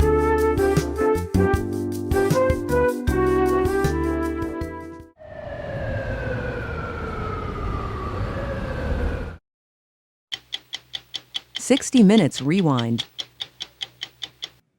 Very few things in this country galvanize public opinion like someone trying to mess around with people's preferences in the bedroom. I'm talking, of course, about what they watch on late-night television. And NBC found that out a few months ago when Conan O'Brien, the newly installed host of The Tonight Show, quit after the network announced it was going to push The Tonight Show into tomorrow and to give its traditional time slot back to O'Brien's predecessor, Jay Leno. It triggered a lot of bad publicity for NBC, an outpouring of public support for Conan, and some of the best late-night jokes in a decade. Conan walked away with a $32 million settlement and a new cable show, and NBC did its best to push him into oblivion, legally prohibiting him from saying anything false or disparaging about the network and from giving interviews or appearing on television until now. If you're wondering what happened to Conan O'Brien and what he thinks about all of this, you're about to find out. So, what's with the beard? The first day that I woke up and was no longer the host of The Tonight Show, I remember the first thought I had is, I am not shaving. And that was my small victory, you know. Okay, so I lost The Tonight Show, but I'll show them. I'll stop shaving. This has been quite a year. Yeah. that's it. We're done. This was a lot of fun. This year has been is still incomprehensible to me. The amount of stuff that's happened in my life in the last year is, it's going to take me a long time to process it. After leaving The Tonight Show in January and hanging out at his home trying to figure out what he was going to do with the rest of his life, he decided the best therapy would be to get out of the house and back to work. He assembled a lot of his old staff, opened a Twitter account. That's the tweet. And began planning a nationwide comedy tour, something that he had never done before, and one of the few things he was allowed to do contractually. See how things play out. We met up with him in Seattle. You must have been miserable the last couple of months. I went through some stuff and got very depressed at times. You know, it was like a marriage breaking up suddenly, violently, quickly, and I was just trying to figure out what happened. When we started putting this tour together, I started to feel better almost immediately. And then there's no better antidote to what I've just been through than to do this every night.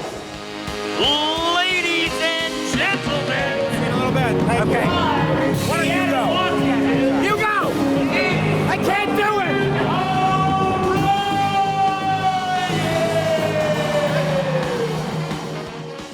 it! You know, doing this tour, though, this is a huge milestone for me. This is the first time anybody has ever paid to see me. Can you believe that? Yeah. Oh, they've paid to make me go away. On the road again. The legally prohibited from being funny on television tour has boosted his confidence, kept him relevant, and provided an outlet for him to explore his anger, disappointment, and anxiety with mostly self-deprecating humor. My own show again. I just can't wait to have my own show again. I'd even take a primetime show that's on at 10. Anything to have my own show again.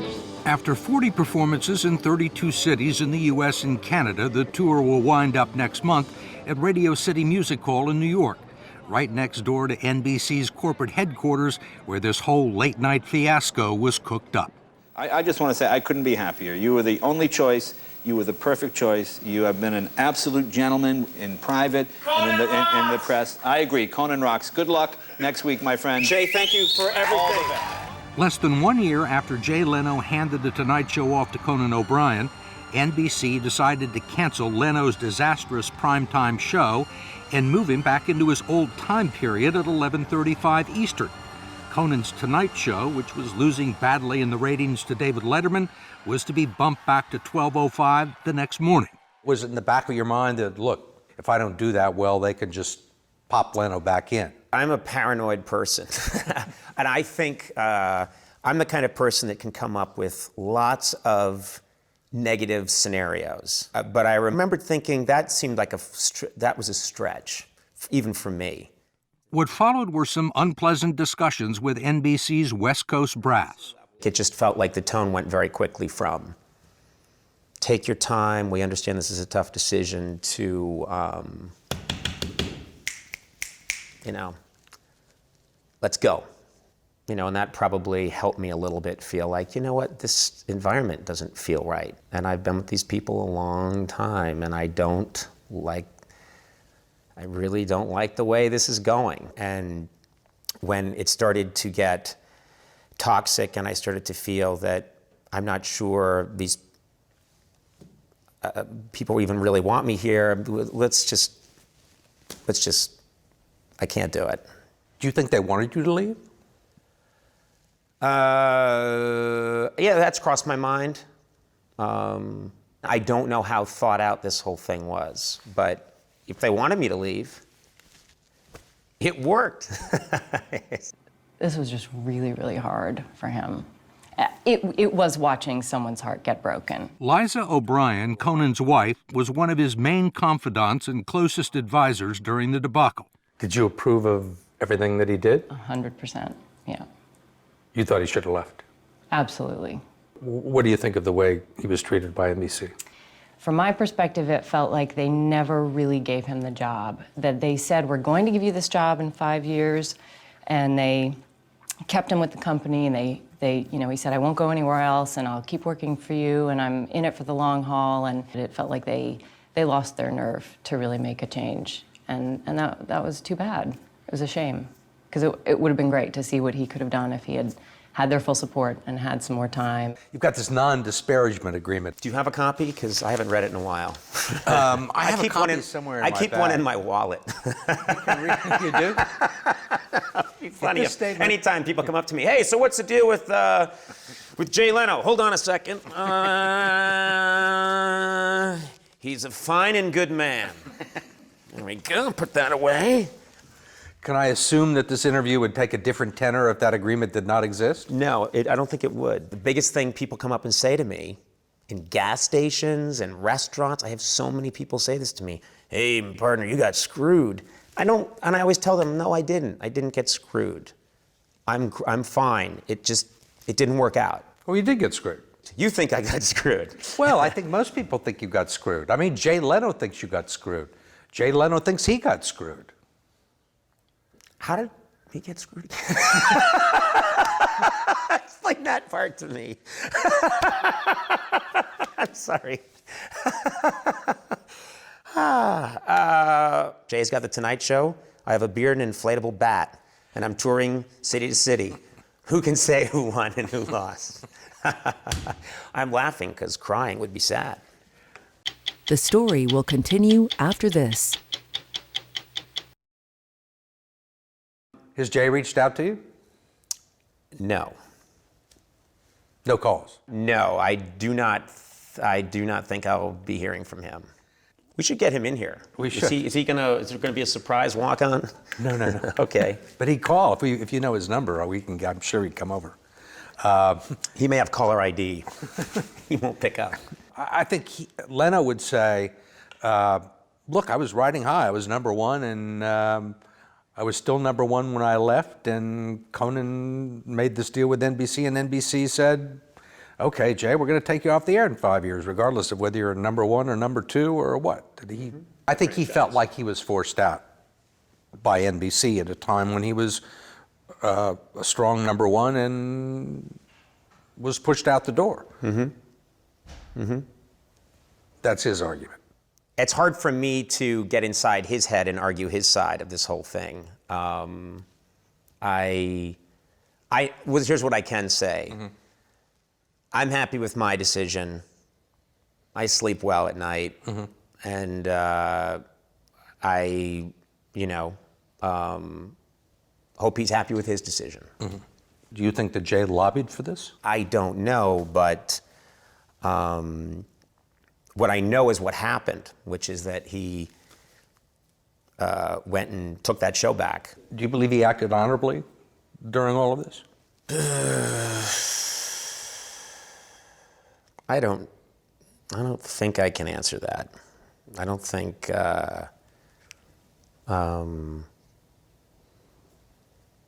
I can just tell you maybe how I would have handled it, and I would do it differently. You wouldn't have come back on The Tonight Show?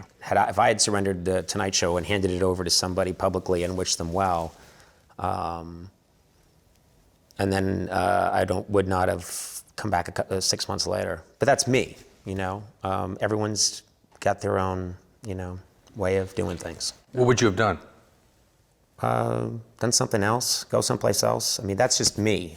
He is equally disappointed with NBC, the company where he worked most of his adult life, and with NBC Universal chief Jeff Zucker, who he has known since they were classmates at Harvard. Has Zucker called you? No. You haven't talked to Zucker since this offer was made to you? That's right. At some point, I'm sure I'm going to bump into these people, and, I'm not sure we're going to have our arms around each other and drinking beer and singing old Irish fight songs, because I don't think they know any. But, I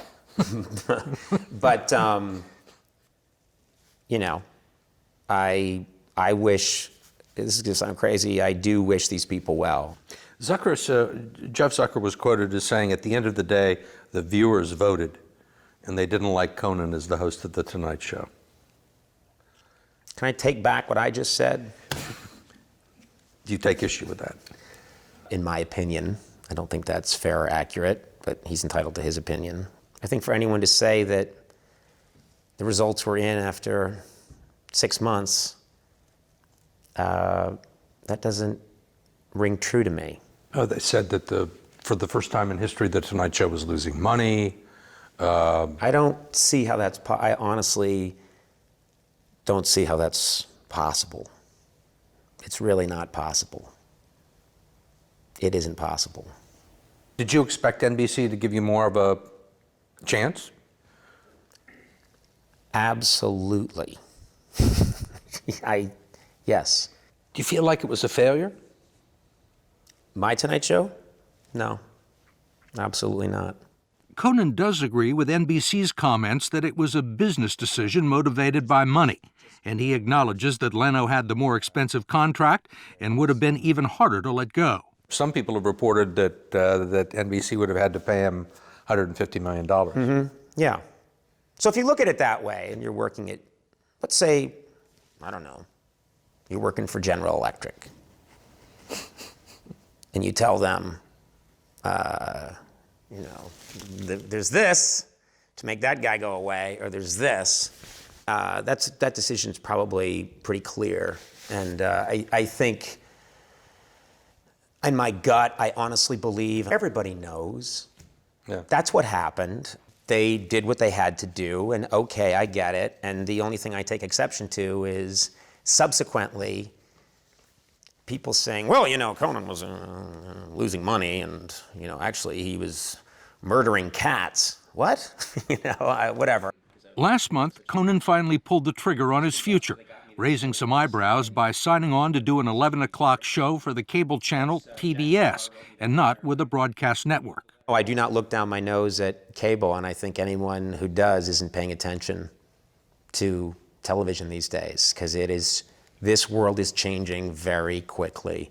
You got $30 million that you didn't have before. You got a very lucrative new gig on TBS, which has an audience that very young audience, custom made for you. Mm-hmm. It wasn't all bad. That's the point I keep making.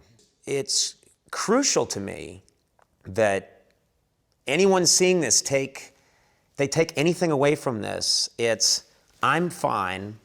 I'm doing great. I hope people still find me comedically absurd and ridiculous. And I don't regret anything. I do believe, and this might be my Catholic upbringing or Irish magical thinking, but I think things happen for a reason. I really do. I thought the Lutherans believed that. Oh my God, it is Lutherans. Okay, I believe that if I experience any joy in life, I'll go to hell. That's what I believe. And, but you get my point. They threw me out. It happened fast. They said, please don't let the door hit your freckled Irish ass. I hung around the house, eating frosting from a jar. I got really into Gossip Girl and sleeping in my car. Yes, I'll survive. Yes, I'll survive. Yeah, they kind of tried to kill me, but I made it out alive. I've got all my life to live. I've got so many shows to give. I'll survive. I will survive. I will survive.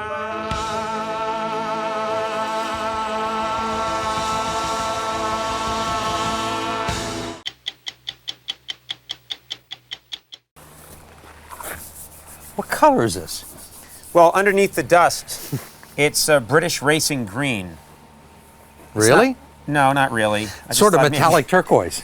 I thought if I said British racing green, you'd buy it. Yeah, this, for the first couple of years of the late night show, it really was my car. And guests on the air, like Ice Cube, and people would say, what do you drive? And I'd say, I drive a Ford Taurus SHO, and it would get this big laugh. Are we going to take a ride? I don't think it'll start, but we could try if you want. What are you looking at? Something's got your attention. Yeah, I'm looking at this inspection sticker from the state of Massachusetts, 1992. Yeah, this was inspected and found safe in 1992, so I think you have a 40% chance of being okay. you want to do it? Yes, yes, yes. Let's try it. It's like the dust on the windows, just like having tinted windows. You know what? It's better than tinted windows. Tinted windows cost money. This is, let's see if I can get it going. I can't believe I still have this car. This is the best feature of this car, is that if you need to check your teeth or your eyes. Your makeup. This comes right out and goes right back in, kind of.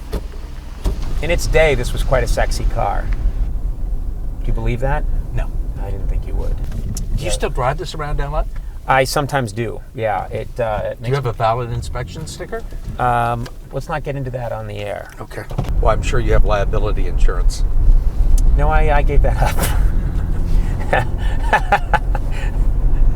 I also thought I had a contract to be the Tonight Show host. There's a lot of things I thought I had.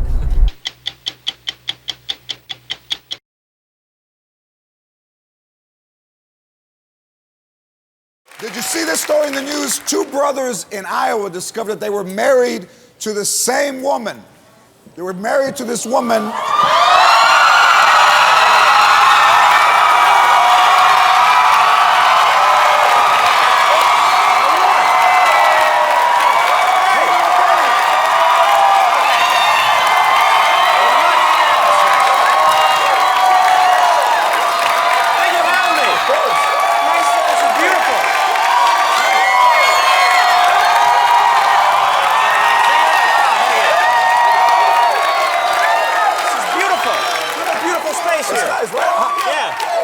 How you doing? You know, I'm doing, please, save your woos. I'm doing great. Thanks so much for having me. This is beautiful here. You have a beautiful studio. Absolutely, nice man. Welcome. Yeah. Welcome. It's great to be here. I saw the World Series around your promos. They look great. Yes. They got a little World Series in my promos. I'm just thrilled. I'm thrilled to be here. Welcome to TBS, and really welcome to Basic Cable. It's thrilling. Basic Cable is, wow. Listen. I never heard Basic Cable get shrieks of excitement. George, do you mind? I'm a little uncomfortable. Do you mind if we spoke Spanish? Yeah. I mean, we don't have to. You know, I speak English. You know. George, you speak English better than I do. It's fantastic, but I don't know if people are aware of this, but Spanish is my native tongue, and I would like to. It's how I. Do you mind? You don't mind? You can speak Spanish? Sí, es cierto. Okay, ¿cómo está tu familia? Yeah. Muy bien, están fenomenal. Mi hijo tiene 8 años. Y mi muñeca tiene sexo. ¿Y cómo va la preparación para tu programa Conan? Sí, yo tengo muchos zapatos. Nosotros esperamos que la lancha tenga más ojos de perros en el futuro. You make it sound so easy. Yeah, it's very easy. And if you don't mind, you would switch to German now. Would you mind? Can we switch to German? Is that cool? Now that's my native language. His so native perfect. language, yes. Lassen Sie uns auf Deutsch sprechen. Es ist eine natürlich Sprache der Komödie. Ja, und der einzige Sprache, das laute Spanisch ist. Also Sie lauten!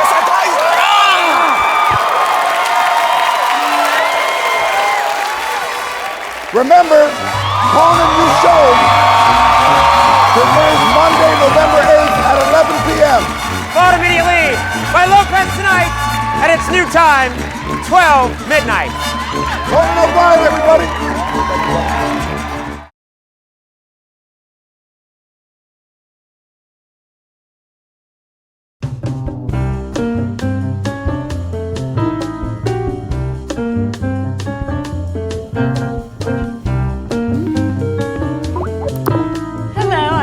Fiona Wallace, and you are Patrick Fitzpatrick. Well, no, clearly I'm not. I use that name on the internet, but as you can see, I'm Conan O'Brien, so... Oh, no, yeah. I couldn't see. And Conan O'Brien is your real name, like Conan the Barbarian. No, I'm That's actually... an interesting name. I'm actually the Conan O'Brien, so I can... And the would mean... The talk show host, the comedian. I'm Conan O'Brien. Oh, I'm sorry, I'm not familiar with your show. What, I don't know. When is your show on?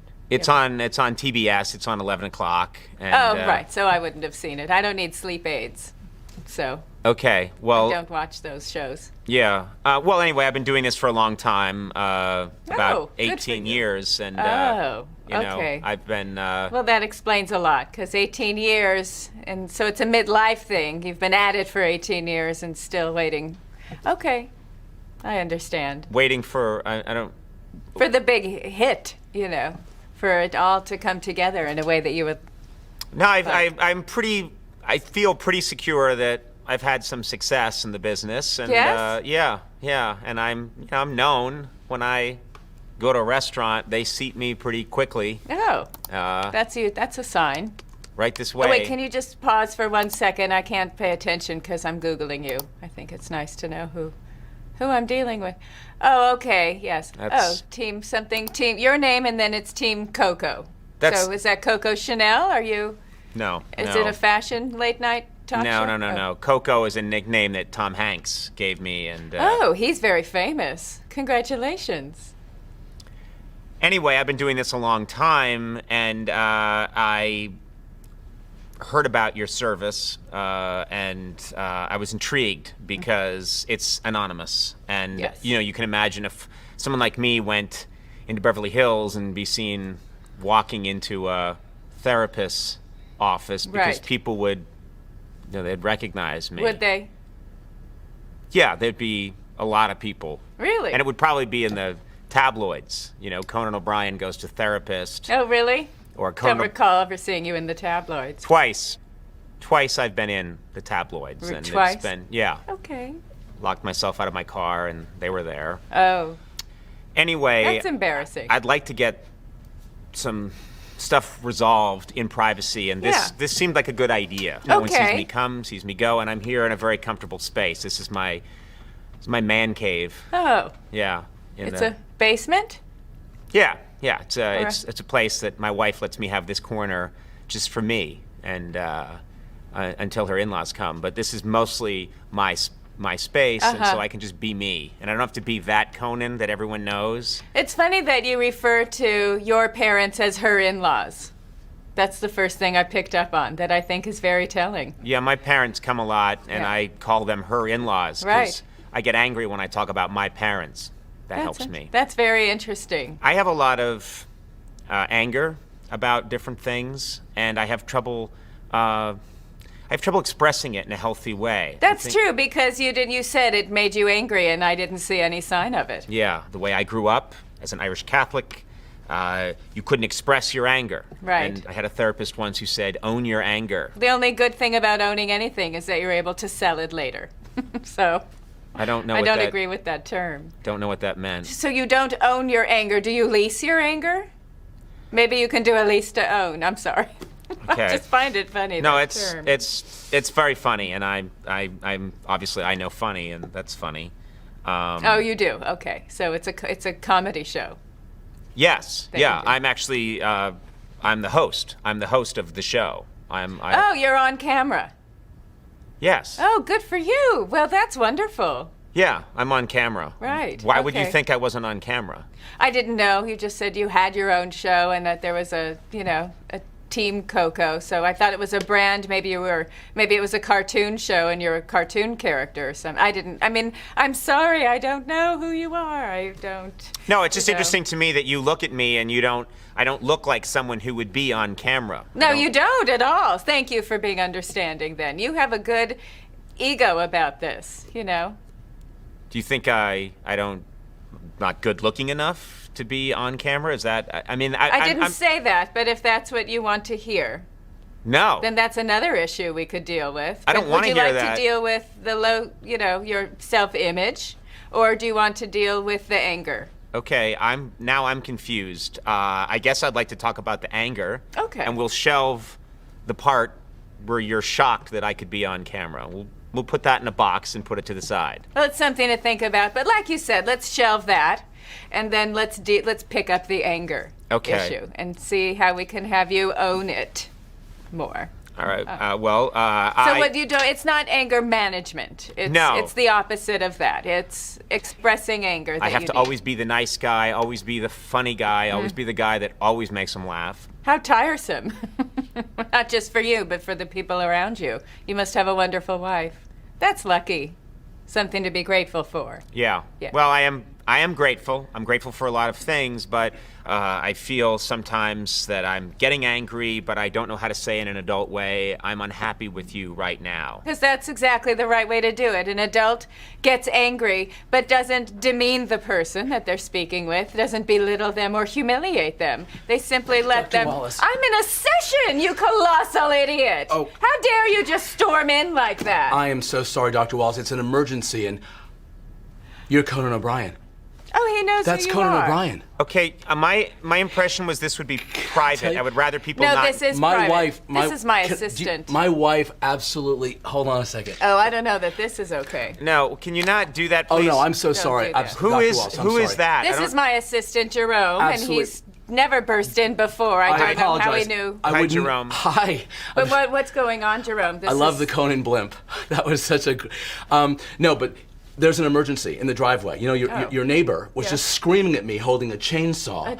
Yeah, he wants to cut down the tree. Exactly. Well, you know, you go back out there and you tell him that he cannot cut the tree down. Cannot. Because it's a 300-year-old tree. Right. All right, I'm sorry that it has sap. It's a tree after all. All right, so call the police. Okay, you're gonna call... And while you're calling, I'm busy, Jerome. Oh, right. While you're calling, just hug the tree, all right, so that he can't chainsaw it. He's not going to chainsaw you. Okay, I'll hug myself. But go. It was Get a out. pleasure to... Okay. Don't tell... He won't tell anyone. He won't, because I was under the impression the whole point is that this is confidential. He just works for me. No one's going to... I haven't recorded this, so no one's going to see it. Do you record these sometimes? Sometimes I do, yes. But then I would send you a release and you would say, okay. Well, in my case, I'd say no, but... Then I won't send you a release. I can't believe your neighbor wants to cut down your tree. That's... It's my tree. It's on my property, and it's a lovely tree. What a jerk. He's a jerk. He is a jerk. Because you have a tree. He's... Yeah, that's typical. Just typical. I hate that. See, I could see that you were angry just now. I was angry, and I expressed it, I think. did. I think I expressed it, and I just said I'm angry. I didn't go into this place. Right. I just said I'm mad at that guy. And do you see also how I was irritated with Jerome? And I let him know that I was irritated, and then he was overstaying his welcome, and I sent him out with a very firm get out. Yes. You were quite borderline cruel. You just really cracked the whip. I mean, you castrated him. It was amazing. Well, I don't know that I castrated him, but, you know, I think when someone's out of line to the degree that he was out of line, he needs to be made to understand that it's unacceptable behavior. You called him a colossal idiot. I mean, I did? Yeah. I don't think I did. I don't hear that a lot. I thought it was great. You ripped his balls off, and, you know, it was amazing. They're pretty firmly attached. Well, so apparently they do come off, and you ripped them off, and you tied a bow around them, and put them on a silver tray and handed them back, and that was amazing. I handed them back, I guess, is the important part. So was this guy with the tree? I mean, what happens with this guy? I mean, I'm going to call the police, and so I'm going to file a report. Police aren't going to do anything, you know.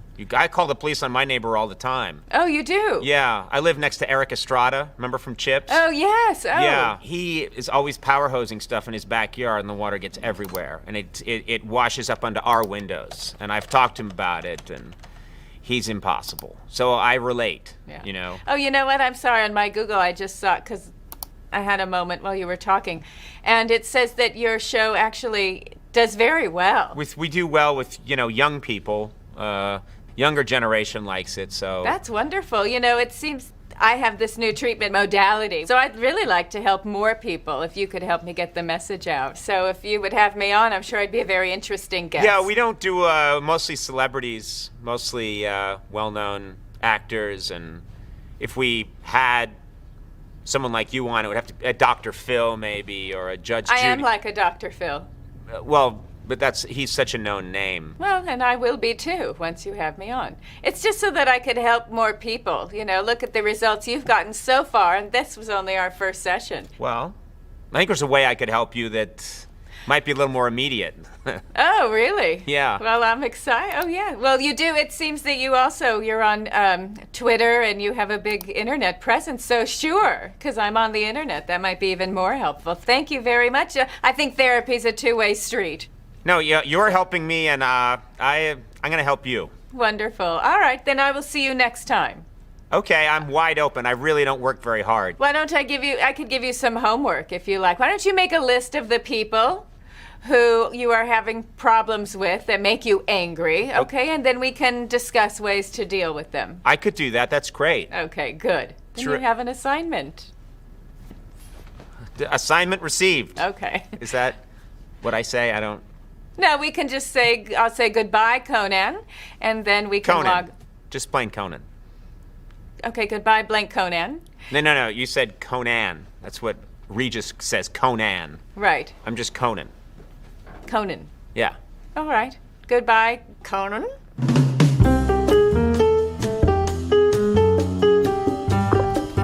Hello, Conan. Did Hi. I say it right this time? Conan? Just Conan. Conan. It's not, it's not. Conan. It's not Dutch. Conan. That was funny. Okay, well, I'm glad. That glad was you liked very it. funny. Well, that's what I do. I did my homework. Good. All right. I was going to ask. And? And there is someone who I've been angry with, and I haven't been expressing it, and it's my sidekick, Andy. Oh, he's wonderful. I was watching on the internet, I think on, YouTube. And he's wonderfully funny. Oh, and the two of you together, you set him up beautifully. You really do. Well, that's sort of the issue is I don't feel like I'm supposed to set him up. I feel like he's supposed to set me up. And it's something that I've been holding on to and I have not expressed to him. And, and more, Andy's getting his own laughs. He's wonderful. Well, a sidekick traditionally supports the host. You know, Ed McMahon supported Johnny. Johnny told a joke and Ed McMahon laughed. Right. Andy doesn't laugh at my jokes that often, and he'll make jokes of his own. Which are very funny, so it's wonderful. It's such an appealing part of the show. You know, I guess you're sort of like the vegetables, the nutritious part of the meal, and then he's the dessert. It's just fun. He's the dessert. Well, And you're the vegetables. You're where all the nutrients are. The roughage. Roughage is important for a healthy system. Colon. Colin sounds like your name. It's Conan. No, I know, it's Conan. You were doing your joke. I guess my point is the show is called Conan. It's my show, and it would be nice if he supported me a little bit. I tell very funny jokes, and sometimes he doesn't laugh. You? The other night, I'm on the show, and I said, Kirstie Alley was on Dancing with the Stars, and she fell. There were no survivors. That is a very funny joke, and, well, he did the same thing you're doing. He just stared. Oh, he did? Yeah. Well, I'm a member of the audience. It's my right not to laugh if I don't want to, but it seems to me, look, I don't want to seem to be unsupportive. You're the boss. Yeah. I've seen that. So if you are going to tell a joke, then he needs to laugh. Whether it's funny or not, that's his role. Well, but you have to admit that was a funny joke. There were no survivors. I mean, she's a little heavy, and so it's just funny that she would fall and that many people would be killed. There's just an inherent... I think I'm just not that mean-spirited. My point is, it's his job to laugh it up. And sometimes he makes his own jokes. The other night, we had a very attractive actress on the show, Olivia Wilde. Don't know who that is. Big star. Oh. And she came on the show, and our set is smaller than it appears on television. Okay. And she walked out, and she said, "This is smaller than it appears." And I was just about to say, that's what my wife said on our honeymoon. And just as I was about to say that, Andy said, "Yeah, that's what his wife said on their honeymoon." But why did... That's very funny. But you didn't laugh when I said it. Well, I just picture Andy saying it, and that's what his wife. So I don't know. I don't know why. It got a huge laugh, and the crowd started chanting, Andy, Andy, Andy, and Olivia Wilde laughed really hard. I mean, it was It was a 40-second laugh, easily. I mean, I almost had it. I almost said it, and he just beat me to the punch. Yeah. No, you do. You look very uncomfortable. What do you mean? Are you looking at it right now? Well, I pulled it up. Well, I guessed on how to spell Olivia Wilde. but I don't look that uncomfortable, do I? You look uncomfortable.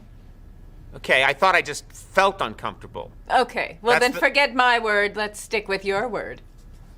Because your word's how you felt, and that's what's important. I just know that I felt that way, but Right, of course, that's how our you felt. feelings are just feelings. I had a therapist once who said feelings are just feelings, and Right. they're not real. You don't really look like an idiot. You feel like an idiot. Okay. Feelings are feelings. That's genius. Of course. What else would they be? The feelings are colors.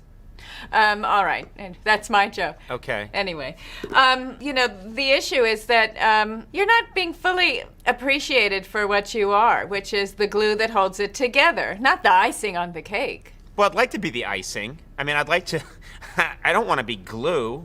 I mean, Glue holds it together. if he's making me look like vegetable and glue and sawdust and all these things that we need to have in our lives, then I would rather he not do that. Right, And okay. I'm getting angry about it, and I would like to communicate that in some way. Well, you're communicating it beautifully right now. If you can just communicate it to him. Well, speaking about anger, Yes. I'm curious, how did it work out with your neighbor? That was a big part of our last session. Oh, thank you for asking. Well- You're very generous of spirit, I have to say. For It was- someone who's in the entertainment field and struggling to get to the top, I'm surprised you're not completely self-consumed. That's really admirable. But thank you for asking. My neighbor, I don't know what happened, but there was some vandalism. A small fire was set, and he was very upset. He left, and now the house is for sale. It's on the market, so he's gone, and I have no more issue with him.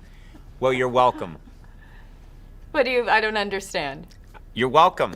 I took care of it.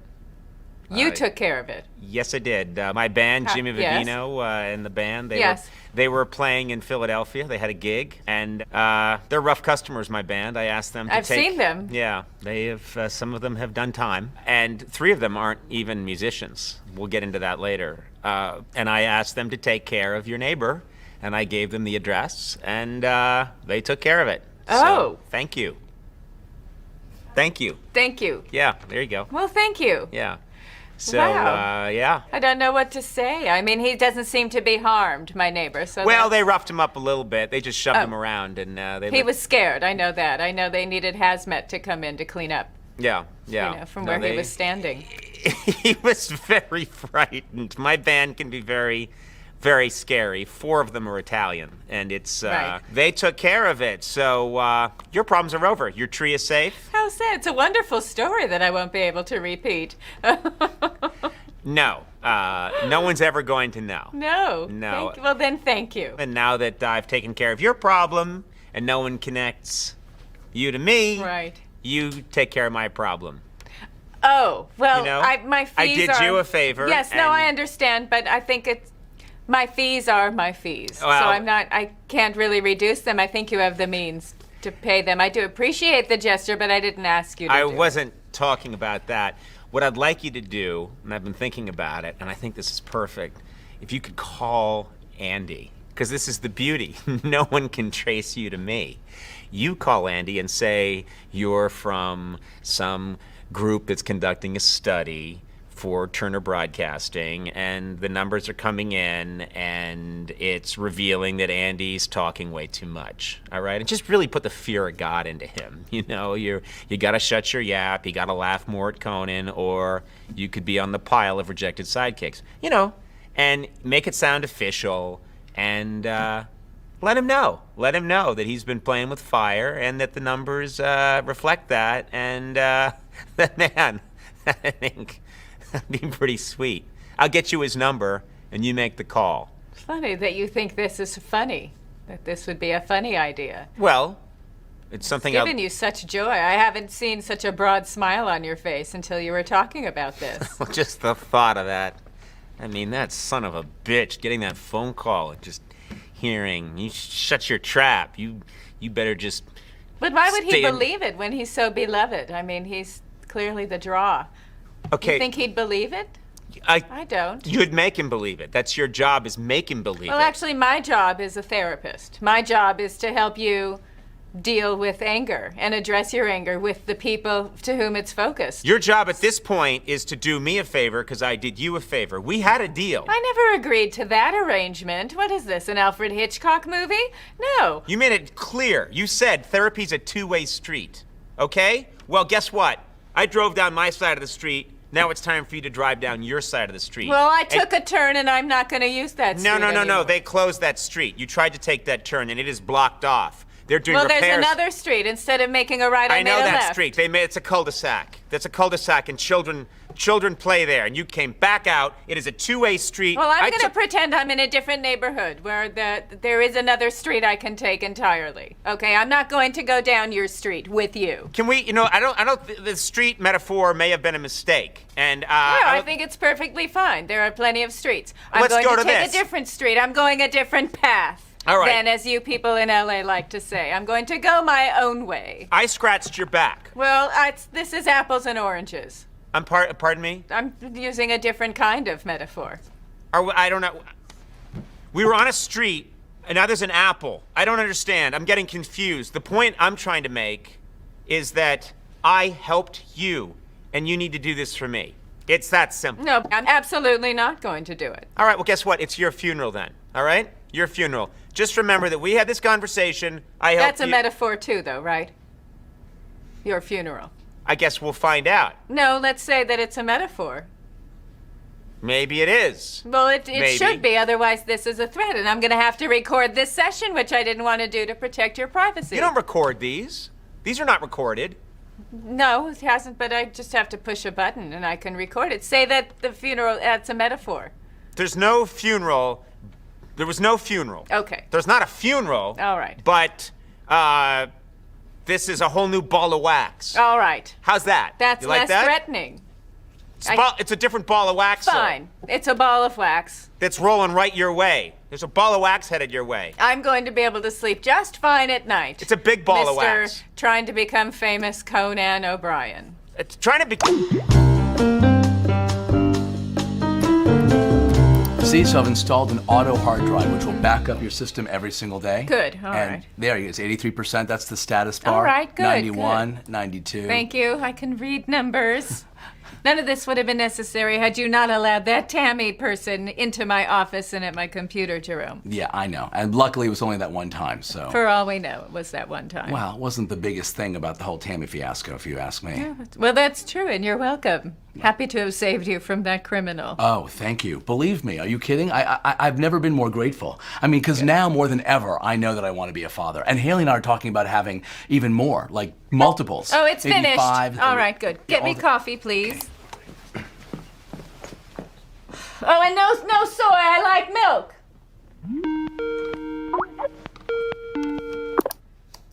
Oh. No, I don't want to talk to you. No. That's okay. You don't have to talk to me. I just want you to listen. Go to your window and listen. My windows. Yeah, right there. Yeah. Oh. Yeah? Why is there a saw? Oh. You hear the saw? Oh, no! Timber!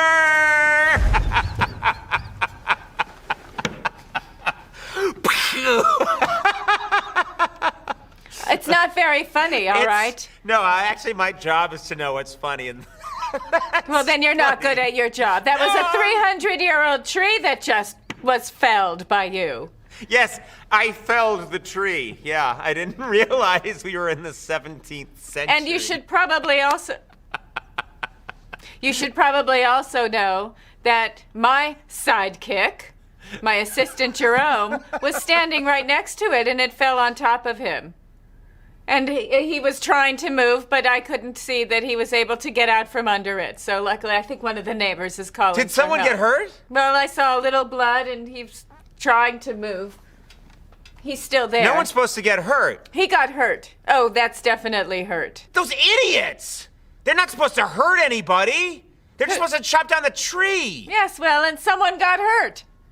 So how do you think that's going to look in a police report? Or worse, once the tabloids find out? You're not going to tell anybody. This is... Who's not going to tell anybody? This is private. You're a therapist. This is private. It's supposed to be confidential. Well, I think when there's a crime, then of course I have to report it. It would be unethical not to. Okay, don't tell anybody. No one has to know about this. This is I think people do have to know about this. No, people. I think maybe TMZ, No. and that's a video show, right? They show video, and I have this recorded. So You don't record this. No one record. This is not recorded. You didn't say this was recorded. no, I said that I wasn't recording, but that was a lie. I have to record all my sessions, especially the ones with celebrities, because I need it for insurance. Okay, you My can't show this. insurance. You cannot show this to anybody. Nobody can see this. Just nobody can see. I'm America's sweetheart. You can't. Well, I don't understand where Julia Roberts fits into this. No, but- I'm the male version of. She's the woman I'm the male version. Well, just because you know Tom Hanks doesn't mean you are Tom Hanks. No, they're movies. I'm saying in my genre, in late night television, I'm America's sweetheart. Not in the movie. That's really not how it comes off, though. Listen, no one can see this. You don't want anyone to see this? I don't want anyone to see it. Can we Then just... replace my tree. It's a 300-year-old tree, but please this time get one that doesn't have so much sap. You want a 300-year-old tree that doesn't drip sap. Right. You have people who can figure that out. It's gonna be very expensive. It will be very expensive. Okay, fine. You might have to go to a national park to get one. It's probably illegal, but my band can get it. But that's not all. I also would like to appear on your show so I can talk about web therapy. You want to be a guest on the show? Yes. Preferably on a night when Andy's guest hosting. Does he ever do that? That would be fun. No, he doesn't guest host. Oh. I'm the host. He doesn't guest host. Well, you might want to consider it maybe once or twice a week. He would have no facility for that. He's fine when the pressure's not on, but if you put him in that I'd hate to watch that show. I'll tell you that much. Well, That'd be a train wreck. You want to go on a train wreck? people love to watch train wrecks, though. Sick. I'll get you on the show. I will get you on the show. Thank you. You'll get the tree, and you'll get on the show. That's wonderful. Thank you. Will you destroy this tape, though? No one can. If this thing ever got out, I'd be through. Okay, I'll destroy it. I mean, this thing's like a sex tape at this point. You know, those things always have a way of showing. Not really like a sex tape. Well, this is as close as I'm ever going to get to a sex tape. Right. Let's put it that way. Okay. Because I don't. Right. Things- No, and I don't things- think it helps me to be in a sex tape with you. Well, we're not in a sex tape. I'm just saying. Well, you call it a sex tape. I'm just not sure. I'm trying to talk in terms of your lingo. I don't know. I'm telling you that this is something very explosive. This is something that would ruin my career potentially. Right, but so you're it's going like to fix it, so I'm not going to show it to anybody. Good. You just have to trust me. I'm an ethical person. I only lie for good reasons. Okay. All right. So this is going away. This is just going away. You'll get the tree. You'll be on the show. And we're good. And then when I am on your show, we could go over the benefits of web therapy. You just demonstrate anger in a very real way, and fear, and maniacal laughter. So those are many of the emotions that exist on the emotional color wheel. Yeah. It's just now I'm feeling this terrible sense of shame. I mean, I've never really had that sense before. Oh, of no, I feeling have that to go. maybe- All right, I'll be in touch. Mine's at Starbucks. Hey, you know the tree is down? Oh? Soy latte. Well, I took a turn, and I'm not going to use that No, street no, no, no. anymore. They closed that street. You tried to take that turn, and it is blocked off. They're doing Well, repairs. there's another street. Instead of making a right, I I know made a that left. street. It's a cul-de-sac. There's a cul-de-sac, and children play there. And lately, Andy's been getting his own laughs. Oh. Big laughs. Lately? And, All right. well, okay. I'm saying. But when he asked you, you wanted to save it. The neighbor? Yeah. Yes, Oh, well. shit. But when the neighbor asked you the first time, motherfucker.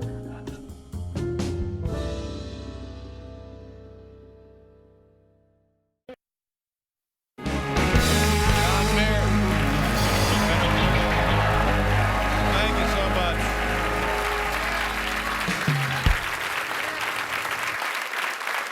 Our first guest has his own television program, a very funny show. It's over there on TBS. It's called Conan, and that's the guy who's coming out here. And he is going to be taking his show on the road from Los Angeles to California, to Chicago, rather, the week of June 11th. Ladies and gentlemen, please welcome back our good friend Conan O'Brien. Conan.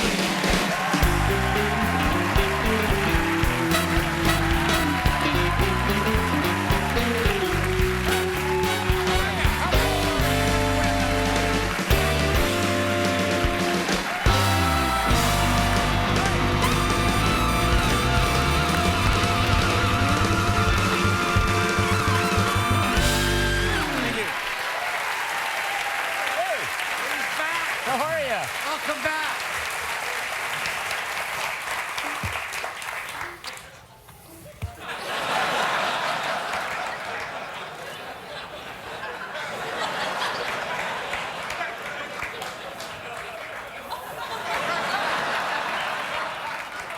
I think the longer we just sit here, the more uncomfortable it will make Jay. You know Jay's watching right now. You know,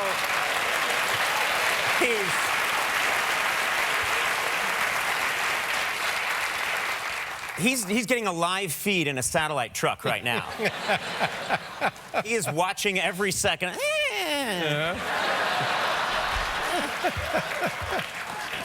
Dave looks unhappy. He's gonna pack it in soon. Yeah. You, I know from your perspective... Well, I'm done. That was all I had to do. I know from your perspective it was difficult. What are we talking about now? You know, when you decided to go to TBS and all of that, and you took our show and did a great job there. Then you had The Tonight Show, did a great job there. And then...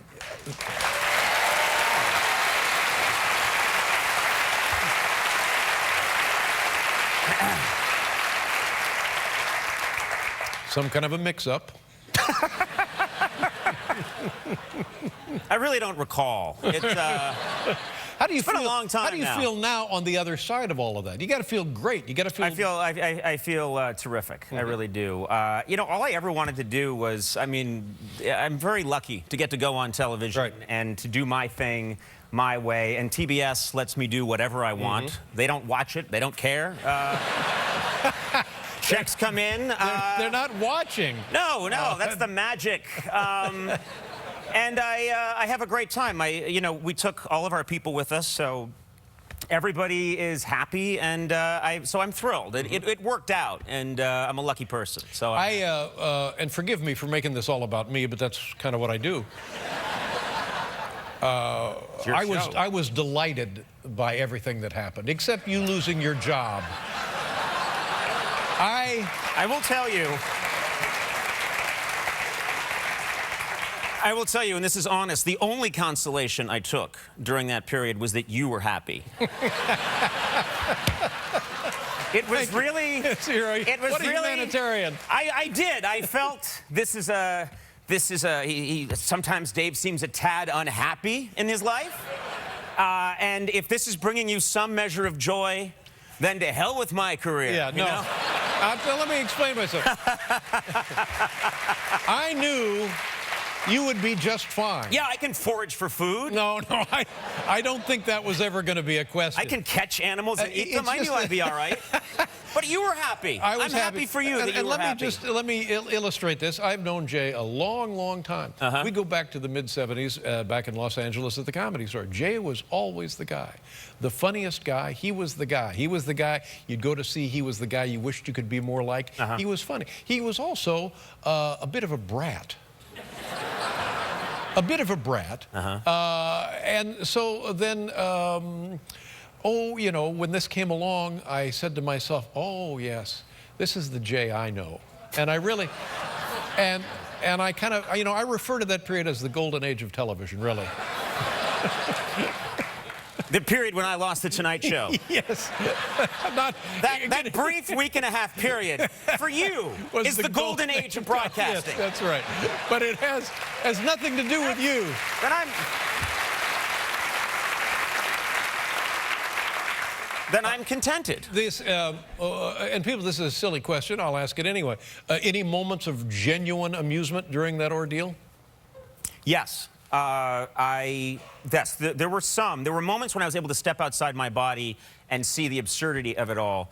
There was I had the Tonight Show, I believe, on a Friday, stepped down, left the Tonight Show. On Monday, we had things to figure out, how to take care of people, how to get things, how to dismantle this mechanism. And I called my assistant, I said, we got to get together. And she said, we have no office. So we went to a Marie Callender's restaurant in the Valley. You have no office. And it was empty. I'm not kidding. There's a Marie Callender's in Burbank, and I went there with my assistant, Sona, and she sat on one side and I sat on the other.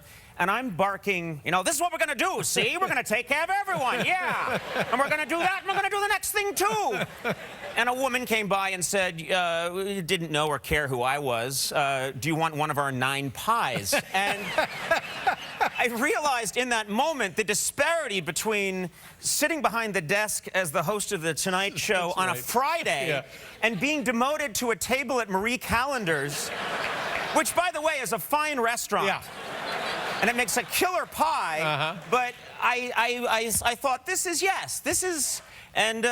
appropriate somehow. Yeah. This is... Not everyone would agree that it's a demotion, going from The Tonight Show to Marie Callender's, because, as you can tell, the pie...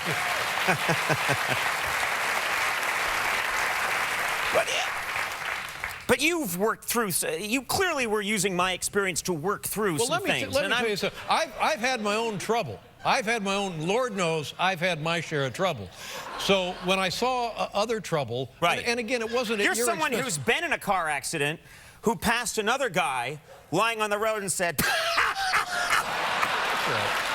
That's right.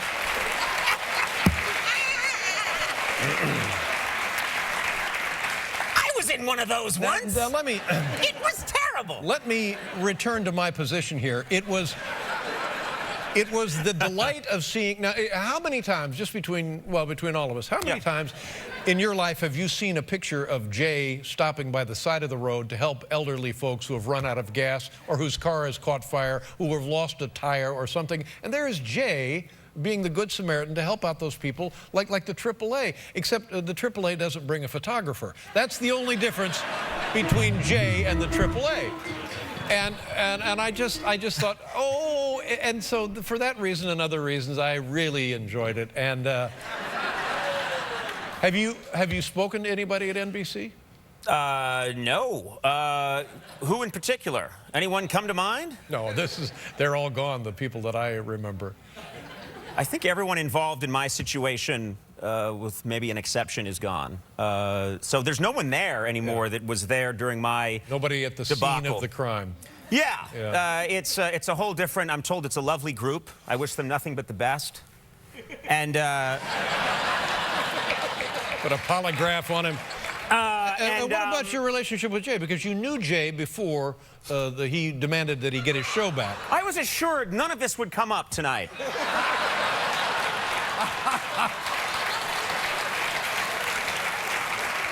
I was told we would discuss our shared love of antiquing.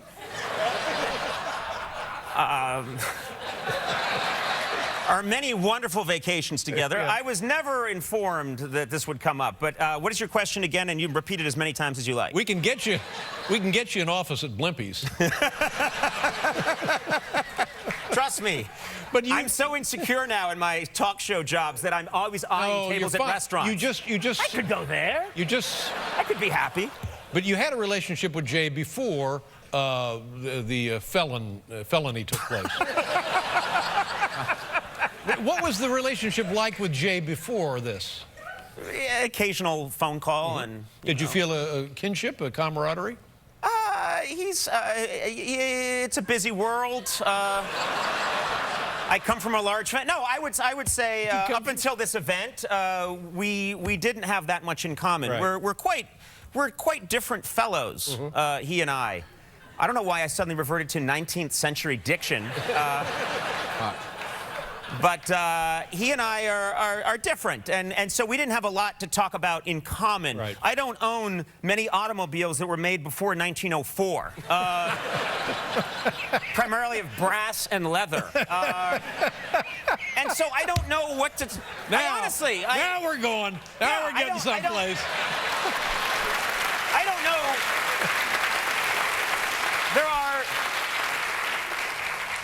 There are very few ways, and I'm not saying this in a disparaging tone at all. There are very few ways in which he and I relate. Right. We're not interested in, I don't think, in the same things. Right, but nonetheless, you had a bond via NBC and your two late-night shows. Yes, he was my lead-in. He was the host of The Tonight Show. I was the host of The Late Night Show. Right, and they put him on at 10 o'clock, and then that didn't work out.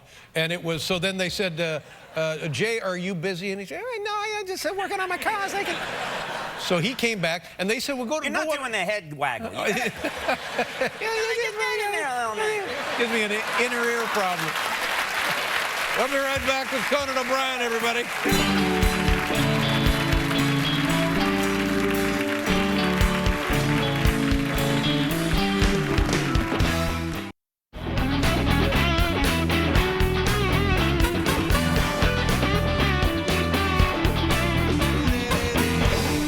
Conan O'Brien is here, ladies and gentlemen. Conan, how long did you do the late night program at NBC?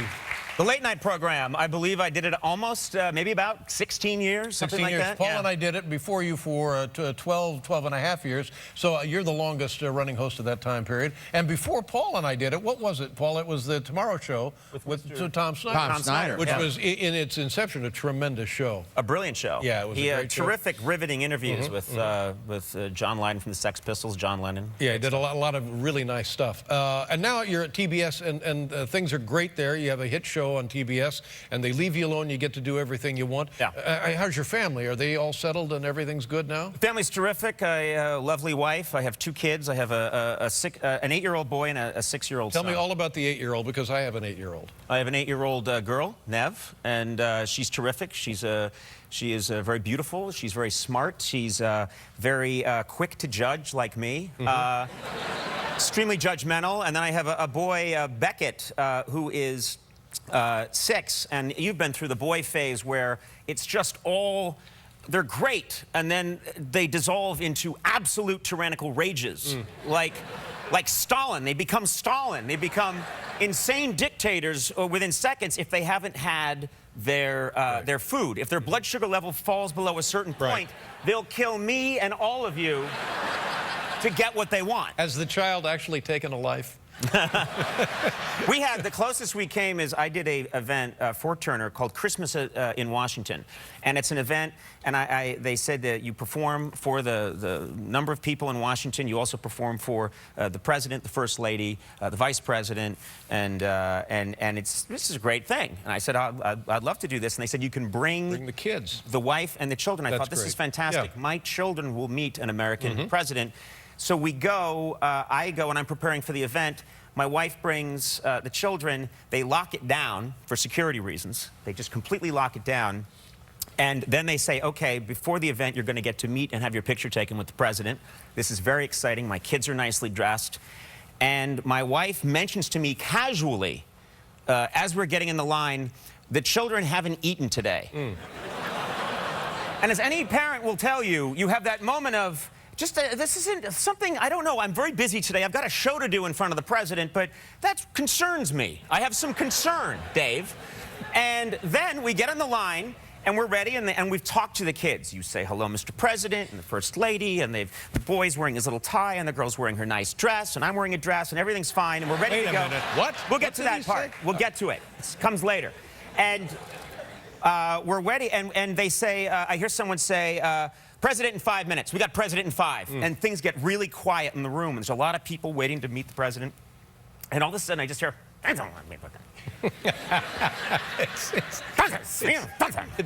over, and it's my son. And he's just going, and I just say, hey, you know, Beckett, take it easy. Take it easy. Take it easy. And I start to get, I look around, and I just see that they're like, President in 4 minutes, President in 4. We got POTUS in 4, and I'm really getting concerned. So we start to try and reason with him, and you've been down this road. Yes, I have. And I'm like, now that,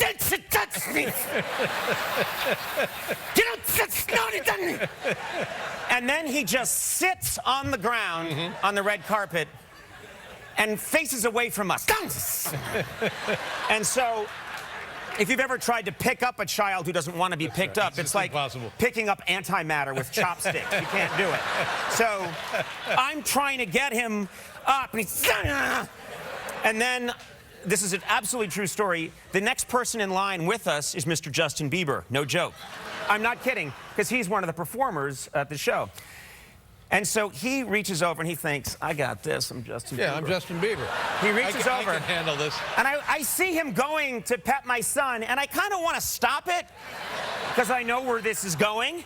But there's part of me that thinks, no. Let's see. Let's take a look. Let's enjoy this. This is going to be good. So he reaches out and he touches my son's head and kind of gives him one of these, like, I'm Justin Bieber, it's going to be fine. You know? Yeah. Sorry, he was Leno for a second. I'm just, you know, and he does that. And my son, no joke, whips around and says, stop it. That's the appropriate response. It is the appropriate response. Absolutely the appropriate response. And so then he starts to dissolve even more. We don't know what to do, and I start to say to my wife, you got to get him out of here. And my wife doesn't want to miss her chance to meet the president. So she says, no, I think he's going to be fine. And I said, he's not fine.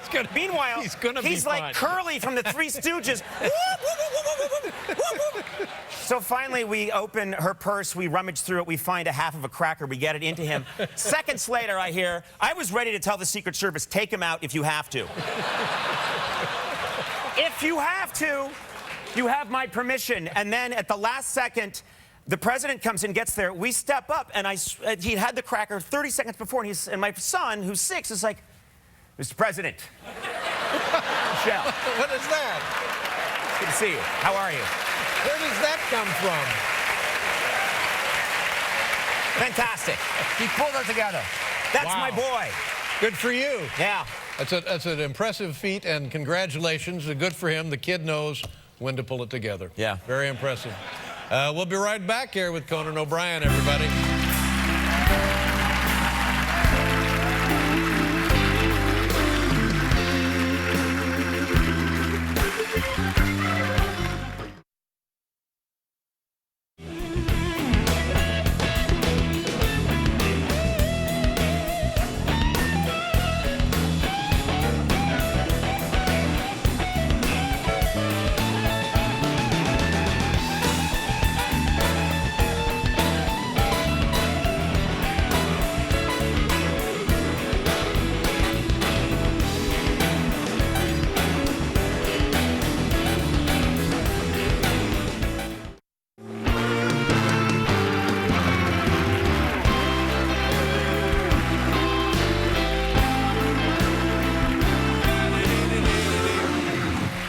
Conan O'Brien.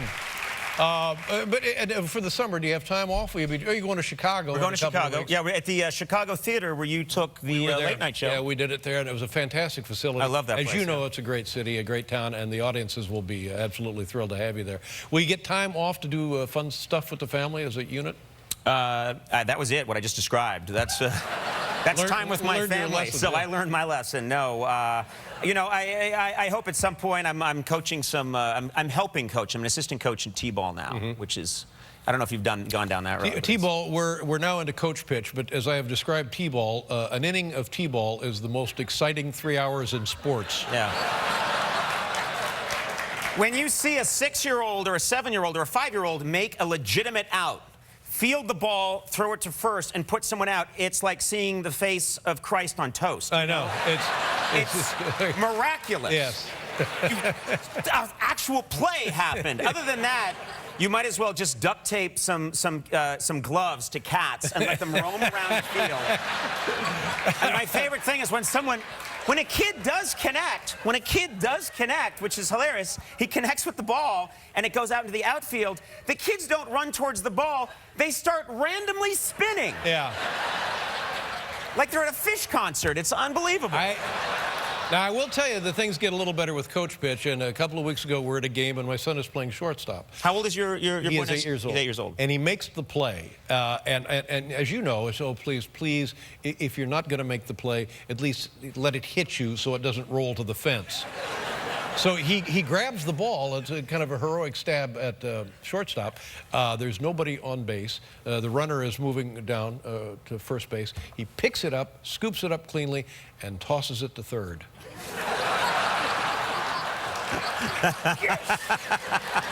So you get a... It's starting to gel. Yeah, it's coming together. It's starting to gel. Yeah. Is he good at the plate? Because that's really all you need to worry about, too. You don't want the kid to embarrass himself at the plate. You know, he's actually quite good.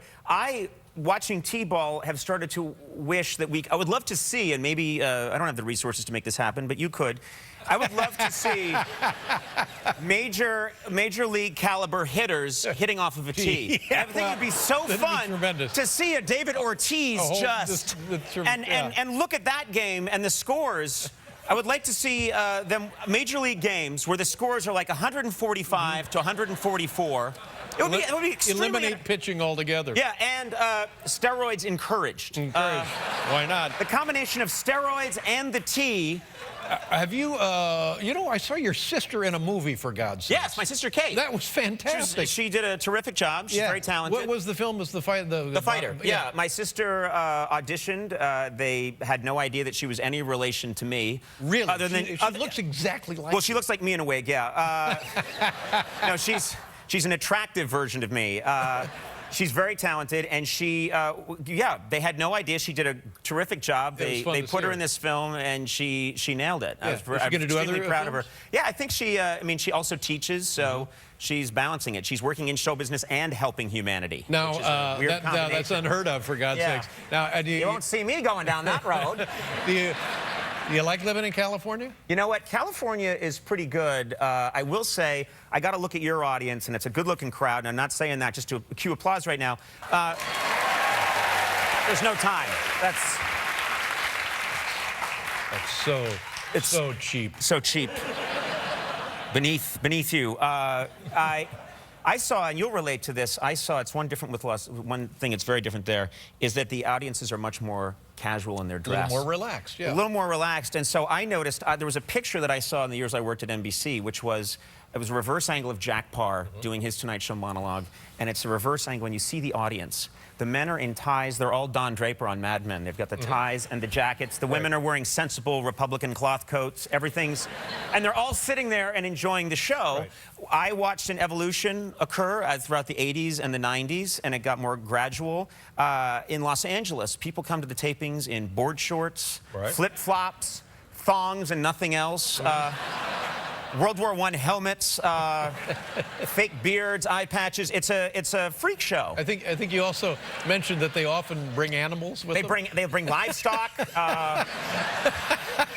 So cherish this. This is old time. This is the Ed Sullivan Theater, and it's. I love being in this theater. Beautiful. This is Conan O'Brien right here in Chicago, week of June 11th. Great pleasure to see you. Thanks for having me. Congratulations on everything. I'm glad you very much. to have you here. Come back anytime. Conan O'Brien, ladies and gentlemen. We'll be right back with Regina Spector.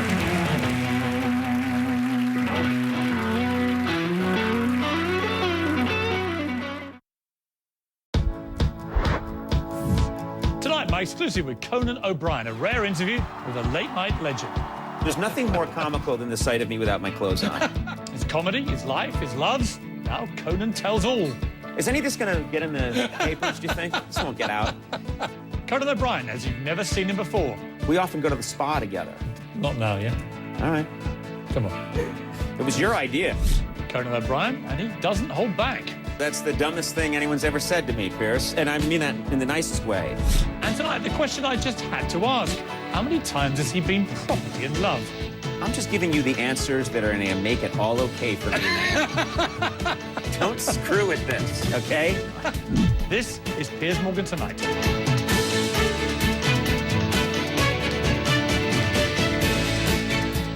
Conan O'Brien is very tall, he's very talented, he's very Irish. He's also perhaps the funniest man with red hair on the entire planet. He's also an ordained minister and author of what's been voted the 4th funniest Simpsons episode of all time, all while hosting his own late-night show on TBS. You are a man of many talents, aren't you? Yes, I am. Thank you so much for acknowledging that. You didn't even scratch the surface I have a high falsetto. Beautiful. I sing like an angel. I'm hairless, completely hairless, my body. Yes. There's many things. I'm aerodynamic. There's nothing I can't do. What is the genuinely weirdest thing about you that nobody knows? Wow, that's a good one. The weirdest thing about me that nobody knows, I can be amusing at times. Seems to have escaped people's notice. You don't do many interviews. I don't do a lot. I've been trying to lure you for like, 18 months. I've had to appear on your show endlessly in a desperate attempt to lure you in. I don't do a lot because, think about it, I'm on television constantly. Since 1993, I'm on TV for a chunk of time every day. I'm not looking for more ways to be on television. And no one in America seems to want me to be on more. So I'm trying to, if anything, pull it back. But I couldn't resist this. You have this beautiful lucite desk. It's very nice. It's like a classy airport lounge. It's beautiful. But I'm thrilled to be here. I'm thrilled you're here. I'm a huge fan, as you know. Now, take me back to the first moment you made somebody laugh. Do you remember it? Yes. It was about 4 years ago. I remember it very well. It was my wife. We'd been married at that point for 7 years. Let's see. I think, I don't remember the exact moment. My mother claims that as an infant, I had mashed up some food in my high chair and was throwing it around and laughing, and it was making my mother laugh, and that her brother, my uncle, said, don't laugh, it's going to make him think he's a comedian or something, and that it caught on there. But, I think it always starts with the family. It starts with the family. I'm from a large Irish Catholic family, and the benchmark for me is trying to make my dad laugh or trying to make my brothers laugh at the table when we were having Where meals do you together. come in the pecking order of the kids? We're not sure. We're always finding new ones. I'll walk into the bathroom and I'm Liam. Oh, we don't think we met. There are 6 of us. I'm 3rd from the top, 4th from the bottom. So I have 2 older brothers, 2 younger sisters, and a younger brother. And what do they make of being related so closely to the Coco phenomenon? They, I think it's, my brother Luke looks a lot like me. Luke and I look very similar, and we're only about a year apart, and he lives in Boston, and he said many times he'll just be walking, he told me once he was walking to a store to buy, some embarrassing product that he probably doesn't want me to mention on the air. He has a rash on his ass that's chronic. Luke, I'm sorry. And Piers, I think you asked me specifically what was his ailment. But anyway, he said he's walking and that people sometimes follow him and will follow him into a store, and he'll have to turn and say, I'm not him. I'm the smarter. He's the smart one in the family. Luke's a genius. Your family, you're a very close family. Mm-hmm. You're still close. I mean, you speak to We're still close. I talk to someone in my family at least every day. And what's great about my family is they don't care that I'm on television. They don't care. We all make fun of each other, and they're very happy. I don't know, in your country, I think it's take the piss out of someone. Yes. They love to do that. They love to do that. Which is not a very common thing in American psyche, to take the piss, as we call it in England, is it? Sarcasm isn't a massively advanced part of the American humor. It is in different parts. It depends on where you're from. In Boston, it's a very strong thing. In Boston, they love to take you down a peg the second you show up back in town. It's something about that place. And it's what I love about Boston. This is a true story. I showed up in Boston once, a couple of months ago, and I landed at Logan Airport. And I get out, and there's a cab line, because I'm going to take a cab to my parents' house. So I'm headed towards the cab line. And long before I even get a chance to get to the back of the cab line, this guy sees me coming. And he's the guy that runs the cab line. He goes like, hey, back of the line, TV star. And I said, I was headed to the back. Yeah, you're like the rest of us now, pal. That's where I was headed. But they don't even give you the chance. They need to take you down a notch right away. When you were young, you apparently in the 3rd grade... When I was younger. Younger, my apologies. You apparently even in 3rd... I'm 26. Even in 3rd grade, you did Charlie Chaplin impressions. Yeah. And you said to your parents as a kid, Mum and Dad, I'm going to be in show business. I need to learn to tap dance. Yeah, true story. I love that line. Yeah, I had this very television in those days, very different from TV now, but in the 1970s, there's only a couple of channels, and the UHF stations, Channel 38 and Channel 56, all their programming is showing old movies. That's what I watched. I grew up on old movies. My parents wouldn't let me go see. Was it Gene Kelly, Fred Astaire? Was it that kind of? Yeah, I was watching old gangster movies. Love those. Angels with Dirty Faces and Humphrey Bogart films.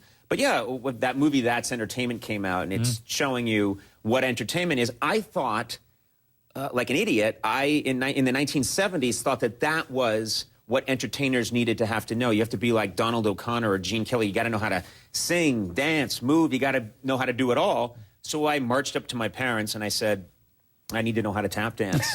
And they thought all kinds of things. But they said, okay, let's call him on his bluff. And they found me this really old African-American gentleman who was a fantastic, named Stanley Brown, who had been the protege of Bill Bojangles Robinson. And he lived in this, worked out of this dilapidated studio and taught all these,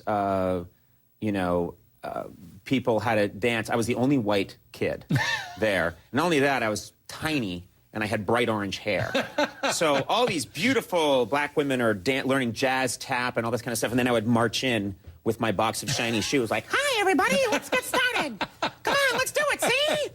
And then he would work with me. And so my parents, God bless them, they were great that way. My dad's a microbiologist and a scientist. My mom was a lawyer, and they said, this is what he wants to do. And have they ever regretted helping you get into show business? I think, no. I think, I'm sure they have since. I mean, for your mum in particular, I know that my mother, when it's going great, it's obviously fantastic. When things don't go so well and you're so high profile and you get hammered, mothers hate that. Yes. They feel it very personally. Mothers don't like it, but my parents, the second I was paying my own rent, they didn't care what I did anymore.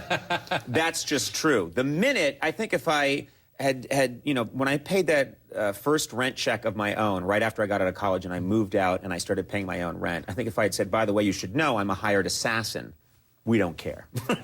Kill who you need to kill. When you wanted to get into show business, was part of the allure of it being famous, if you're honest, when you look back to that time? I have to say and this is true of a lot of comedians, and I've talked to other comedians and heard them say the same thing, and I defy anyone to deny this. For most of us, it's getting girls to notice us. It really is, and it's still probably on some level. Very happily married, 2 kids, but there is something initially, especially in those early days, you notice, you go through the checklist in your mind of what do I have that might interest a girl, and I didn't have much. I would go through the list. I'm not a good athlete. My skin's not.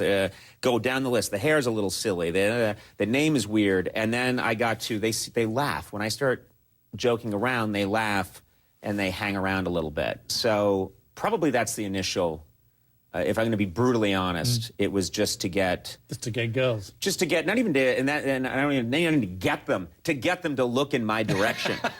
Piers, I'm taking it down to a much more basic level. You moved to LA after Harvard. I'm going to come to your Harvard commencement speech in 2000 because it's one of the classic commencement speeches. You said it was that was the 4th greatest. Have they ranked the commencement speeches? I'm very competitive. I think you've got to be number 1 on the commencement speech. You're 4th on the list of Simpsons episodes. That I can accept. Yeah. That speech. This is top drawer. All right. When you went through Harvard, everything must have seemed like it was all going swimmingly. Unlike most comedians I've interviewed, you've got no agony, no torment, no pain, no abuse. Your father wasn't stubbing cigarettes in your face. That's the dumbest thing anyone's ever said to me, Piers, and I mean that in the nicest way. Yes, tons of agony. It's very hard to look at someone's life in the abstract. Where was your agony? Insecurity, a feeling that I don't deserve to be where I am. For example, I think when I worked very hard in high school. That's the dirty little secret about me, as I was not. I was always a very hardworking student and wanted to go to a good school and worked really hard to go to a good school. And then when I got there, immediately had the fear that a lot of people have, which is I don't belong here. These other people know a lot more than I do. They're smarter. I'm the fake. I'm the phony. And I think that is the common denominator you see with a lot of people, whether they're artists or performers. They don't think that you they still belong. feel it? Yes, I feel it today. I wasn't sure they'd let me in here. There's a constant. Is it the pressure to be funny? I mean, that must be a very particular and often quite acute pressure. It's funny. It's odd or ironic or whatever you want to call it, but my desire. Getting into comedy was a very beautiful accident because I worked very hard at everything and I tried really hard. Comedy was something that I stumbled into when I was in college. I had wanted to be a performer and then thought, this is never going to happen. I'm from Brookline, Massachusetts. My parents, we don't know anybody in show business. I'm not going to be in show business. This is a ridiculous dream. So I kind of gave up on it and became a really good student and then accidentally stumbled into the College Humor magazine, and it was like falling off a log and discovering what it is that I was meant to do. I loved it. I absolutely loved it. And I thought, I had never valued being funny that much. I just thought, oh, that's something I do with my friends. And then suddenly I saw that it has some cachet in the real world and that these older students really seem to like the stuff that I'm writing. And they seem to think I'm funny and they want to put me in charge of this place. So a lot of that changed my outlook on what I could do for a living. So you're at Harvard, you're doing brilliantly, you're making people laugh, everything's going great. Let's take a short break, because after the break, it all goes horribly wrong. Sex change. Sex change when we return. I didn't want to mention it first. I was a girl. Well, I was a boy. Now I'm a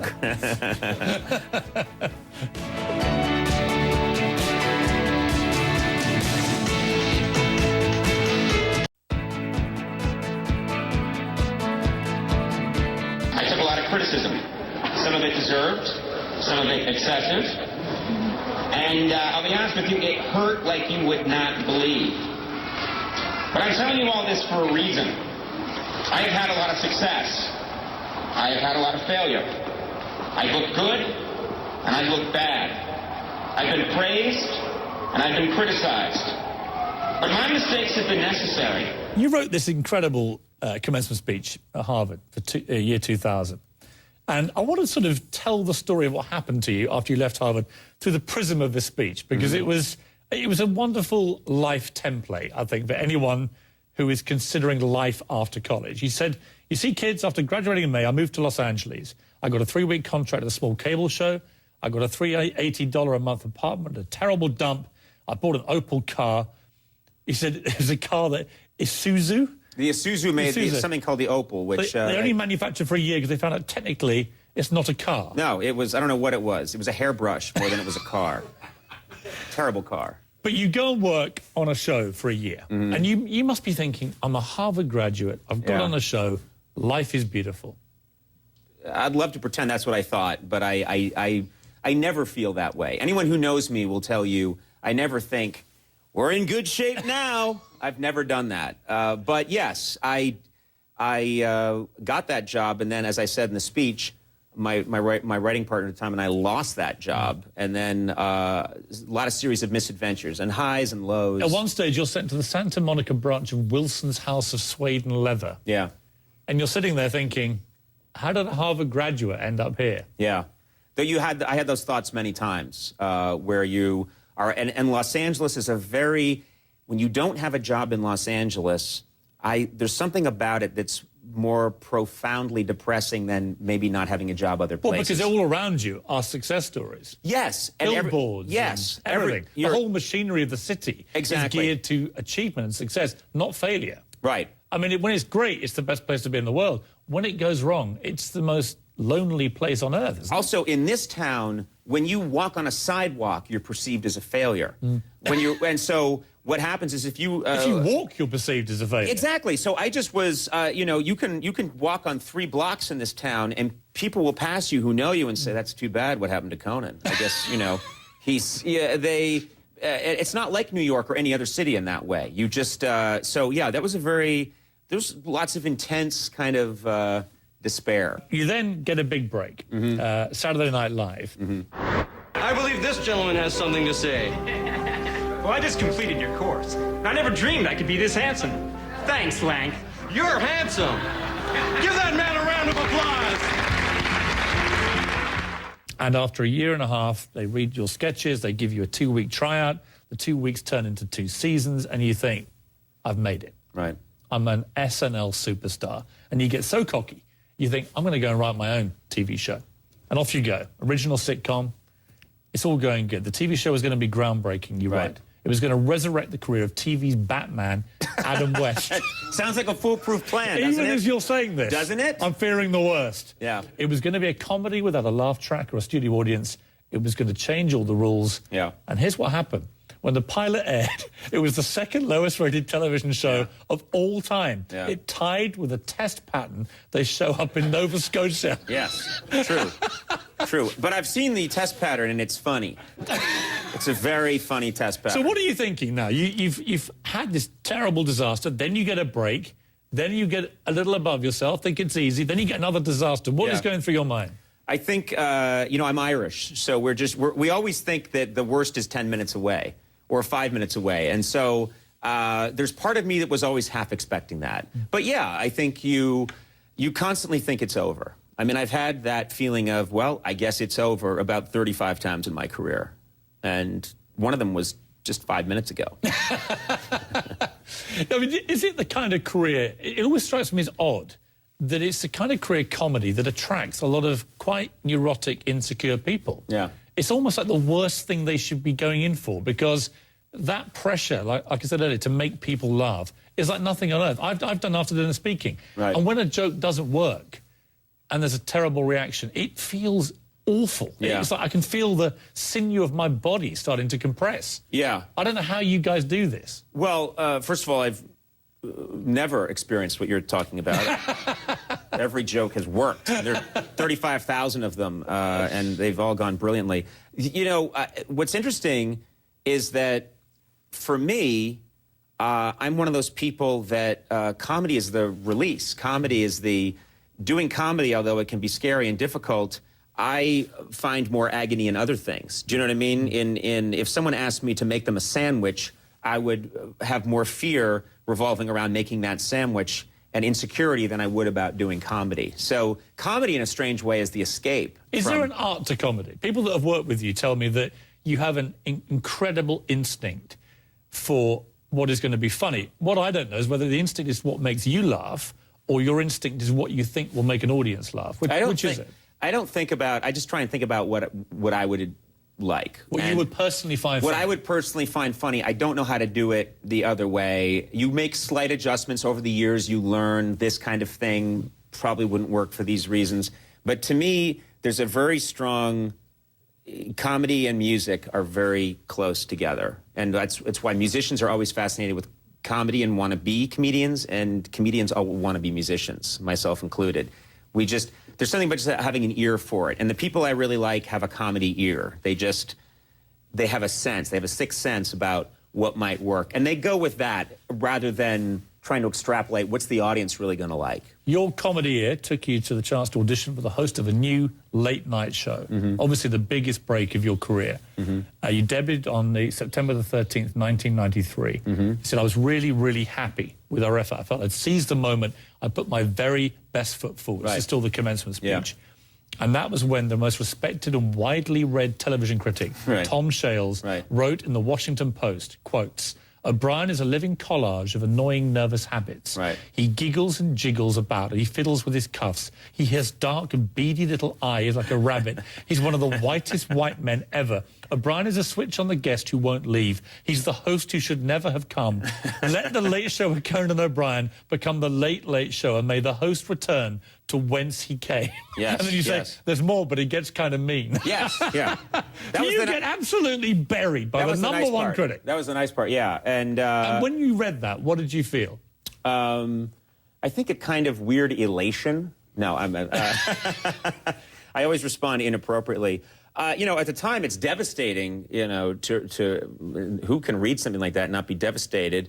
I've never thought about my eyes the same way again. They are rat and beady-like. They are quite beady-like. Thank you. I'm having them completely redone soon. They're going to be twice the size. It's a very rare operation you can get. I'll talk about it later. But I remember, you know, at the time there was an intense amount of criticism, and you think about it, replacing David Letterman at the height of his abilities, and I always said it was sort of like one of the greatest baseball players ever, Ted Williams, departing the field. You haven't got to tell me about replacing TV legends. Exactly right. But like someone like Ted Williams leaving the field after a brilliant career, and everybody going crazy and cheering, and then them saying, "Don't worry, his replacement's here, Chip Whitley," and a guy like me running out. "Hi, Chip Whitley here. Don't worry about Ted Williams. I'm going to catch up real soon." And then, you know, striking out right away. You can imagine what the reaction would be.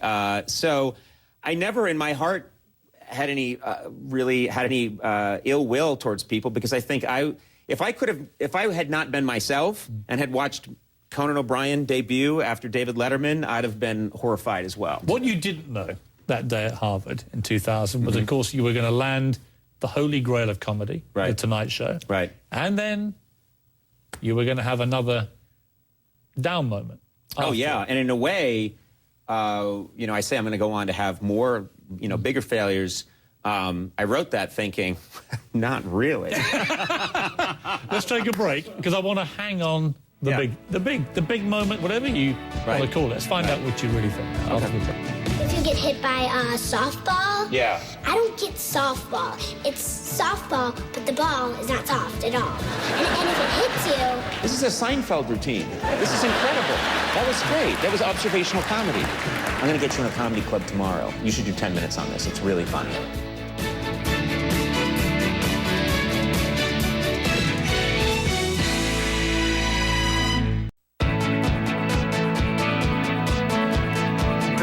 Making this all about me, but that's kind of what I do.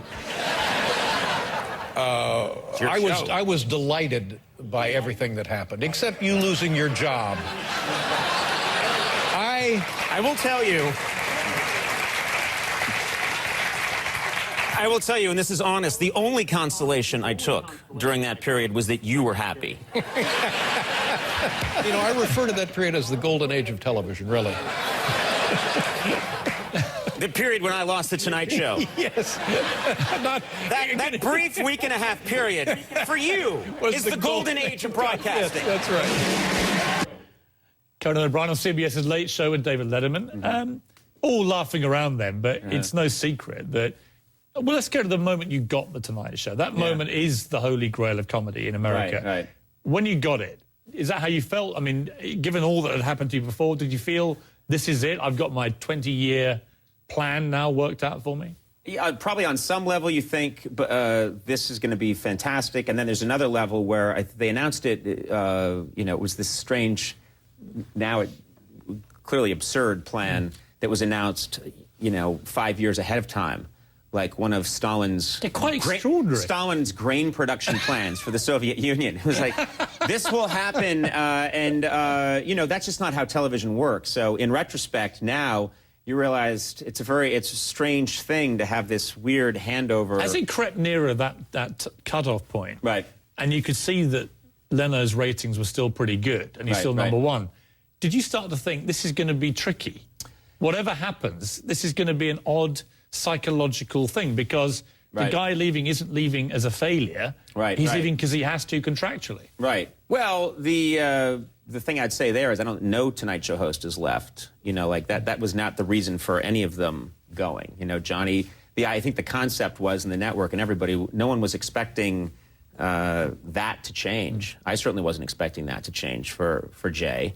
And I don't think that was necessarily the motivation. It was, you know, let's move on to the next generation.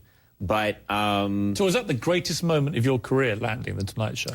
Well, no. I mean, I don't think so, no, because I think, obviously, in retrospect, there was this announcement, and then it never, you know, it never feel like it really did happen. Because it took 5 years for it actually to happen. It took 5 years, and then was there for a few months, and then there was a plan to maybe shift this later and have him come back, and it all seemed so silly. I'm honestly happier now, you know. I'm honestly, this feels to me now like a greater achievement for me anyway, because I'm doing exactly the show I want to do. I'm doing it with people that I love, and we get to do it our way, and we're with these amazing partners at Turner. So for me, this actually feels like more of an achievement. And also, I mean, this is where I guess all the catastrophes you'd had to endure in your earlier career, right? You could put it in some perspective that actually you'd always bounce back to something better. Right. Throughout your, I mean, the pattern has always been, you know, something's gone wrong and then boom. Yeah, I think, you know, someone said to me, I think it was my dad, said if you read any biography, my dad and I both love history. If you read any biography of a great figure or a great historical figure, there's always a lot, if you cut to the middle of the book, there's always a lot of trouble. Like Churchill, there's lots of disappointment, there's lots of, and not that I'm a great figure or whatever would be, but there should be, in a good career, there should be a lot of challenges. And so I would honestly not really change anything that happened. It's been fascinating. It brought me to where I am now, which I love. It what did your parents say to you when it ended? They don't follow the news. They think I'm still hosting The Tonight Show. They think I'm doing a lovely job. They're very confused. Do you feel more free, more liberated? Yeah, definitely. At TBS, because it seems to me you are. When I go on your show, they let me do whatever I want. Yeah, you have sort of a lot of autonomy, don't you? Yeah, we are partnered with Turner on this, and it's a fantastic opportunity to, first of all, they encourage us to travel the show constantly. We've already been to New York and Chicago. We've traveled twice in 1 year, which is unheard of for these shows. And they've also they've been amazing partners in helping us build what I think is a new kind of talk show, where we have an incredible social network presence, and we're also able to have this show that's very, I think, a very funny show, but also a show that is having a dialogue with our audience. We're actually talking to our audience. They can talk back to us through the social network. They can sometimes affect what happens on the show. So in that way, I think it's been really thrilling, creatively for the last 2 years. Let's take another break. I want to come back and talk about some of your greatest hits as a talk show host. Okay. It's going to be an unrelentingly positive segment. Oh, good. No more humiliations, no more failures, no more rising from the ashes. Yes. Pure glory. Wow. Let's get to that. That would be nice.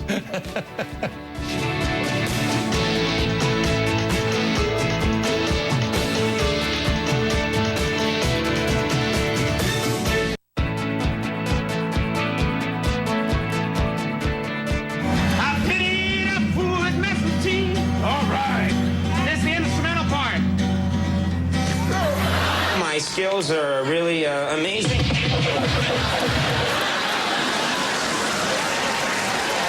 You snuck into the room to see what the... I sneaked into the room. Snuck isn't a word, Conan. And you went to Harvard and you should know that. Snuck. Past and past part of sneak.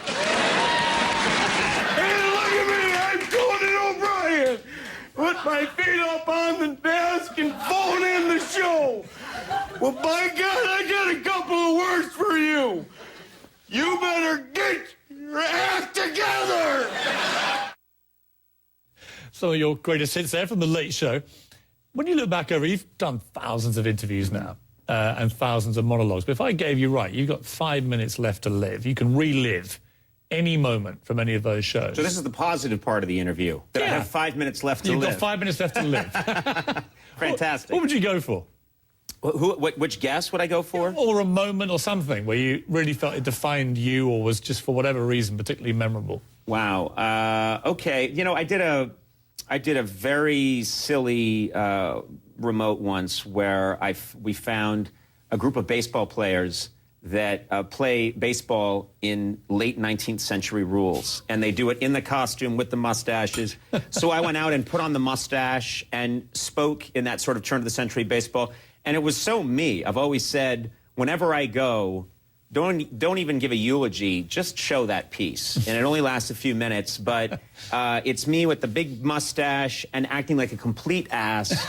And that's my favorite thing to do. It was right in my wheelhouse, so to speak. Very silly, but also had these great magical moments in it. And so I would say roll that.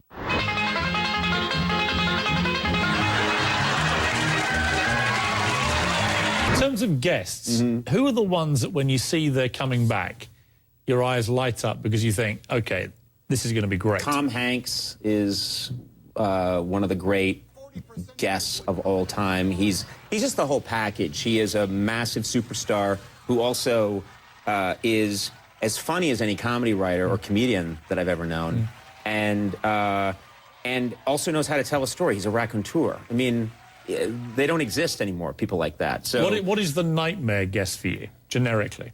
I would say you're awful, just dreadful. Why do you keep having me back?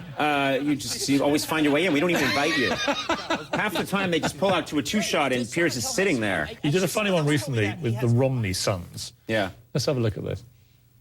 A large family to me, but this is just the tip of the iceberg. We have a photo here of a family gathering of the Romneys. Absolutely incredible. You can tell when you guys get together, there's a global khaki shortage.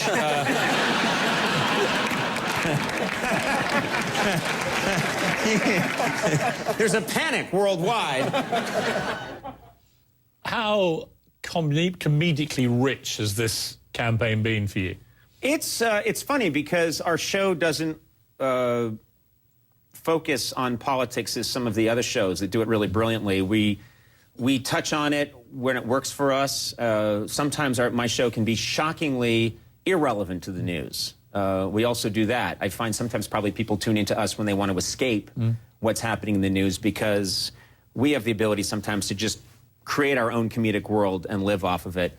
But obviously, it's something that is a source of humor, and so you figure it out, and it got much better for us once it was decided that it was Obama versus Romney.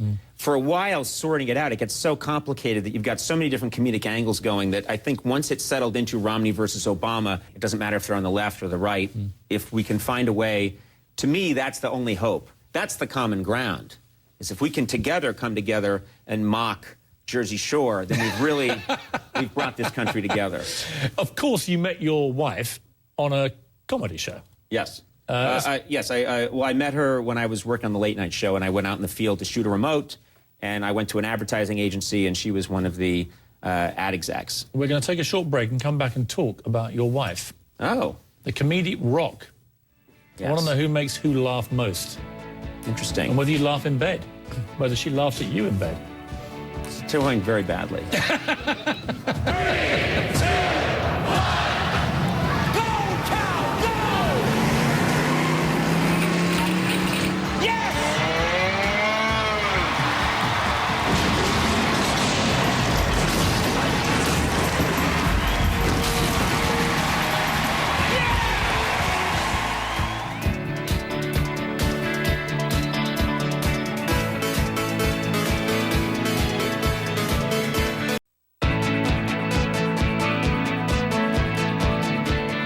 I swear it's Springfield's only choice. Throw up your hands and raise your voice. Monorail. What's it called? Monorail. Once again. Monorail.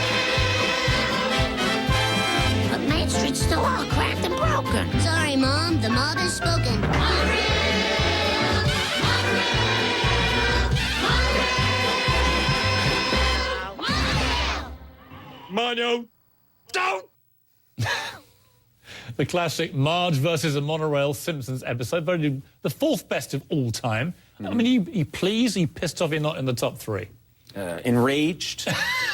No, I'm just, The Simpsons for me is a gift that keeps giving because I'm always very clear with people. I didn't create that show. I did nothing. That show was up and running and a massive success when they let me step on board for a few seasons just before I took over the late night show. And so I loved it. I absolutely loved it. And what's nice is that those episodes are out. They're always bouncing around. And I can be anywhere in the world. And people will occasionally in any other country bring up one of the episodes that I worked on. So in that way, it's this beautiful gift that keeps giving, yeah. Let's talk love, romance, marriage. How many times? Well, which one? Well, start with love. How many times have you been properly in love in your life? Oh, well, as you know, I'm married, so there's one answer to that, and that is once. Is that the diplomatic answer? I would say properly in love, yes. My wife, Liza. You've never had your heart broken before then? But it wasn't a woman. It was a cat. It was a cat that betrayed me. We don't want to talk about the animals. I would say I'm going to go with my answer. My wife, my beautiful wife. When did you realize she's my only true love? When did you realize she was the one? Instantly. Was it instant? Huh? Was it instant? I'm just giving you the answers that are going to make it all okay for me, man. Don't screw with this, okay? Instantly. I knew right away. I did know very quickly. It was being shot for television, so somewhere in the vaults at NBC, there's footage of me literally falling for my wife on camera. So it's. And what was it about her? What is it about her? Well, to be crass, she's incredibly beautiful. So that was the first attention getter, and I'll admit that does work occasionally on a guy.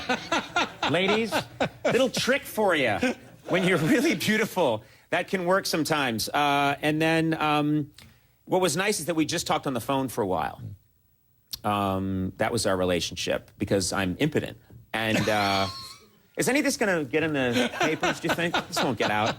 So we did talk on the phone for a while, and she's very intelligent and funny and a really good person. And so the nice thing is that that was the basis of the relationship. And so I just knew. Are you a romantic man? I'm going to say I have the deep down, under layers and layers of repression and ham, and layers of carbohydrates, there's a romantic guy down there, yes. But man, is that covered up. It's a Slim Jim of romance with massive insulation layers of insecurity and self-loathing wrapped around it. How would you like to be remembered? That guy was well endowed. Massive. He was a freak show. I saw him in a men's room. It was scary. That's the kind of, honestly, I would, if anyone remembers me at all for any amount of time, I would like to be thought of as someone who I do try, I think, sincerely to be nice to people and try to make them laugh. And I think mostly it comes from a good place. So that would be nice. If not that, the hair I'd like to be known for. And then the endowed thing would be great if we could just slip that in.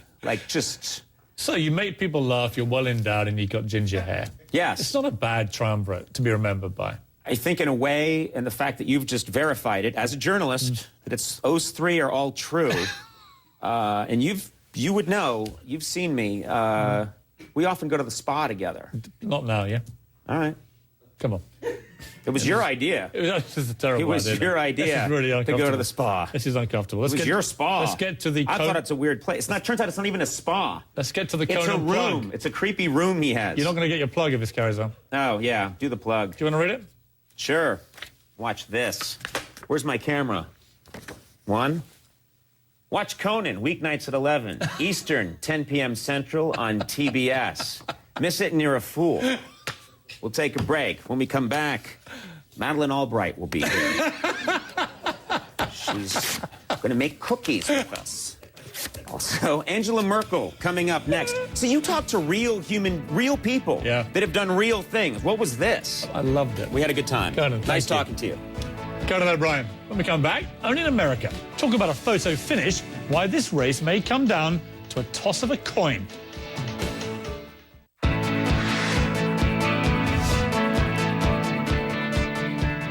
For tonight, only in America, a real photo finish. Take a look at this.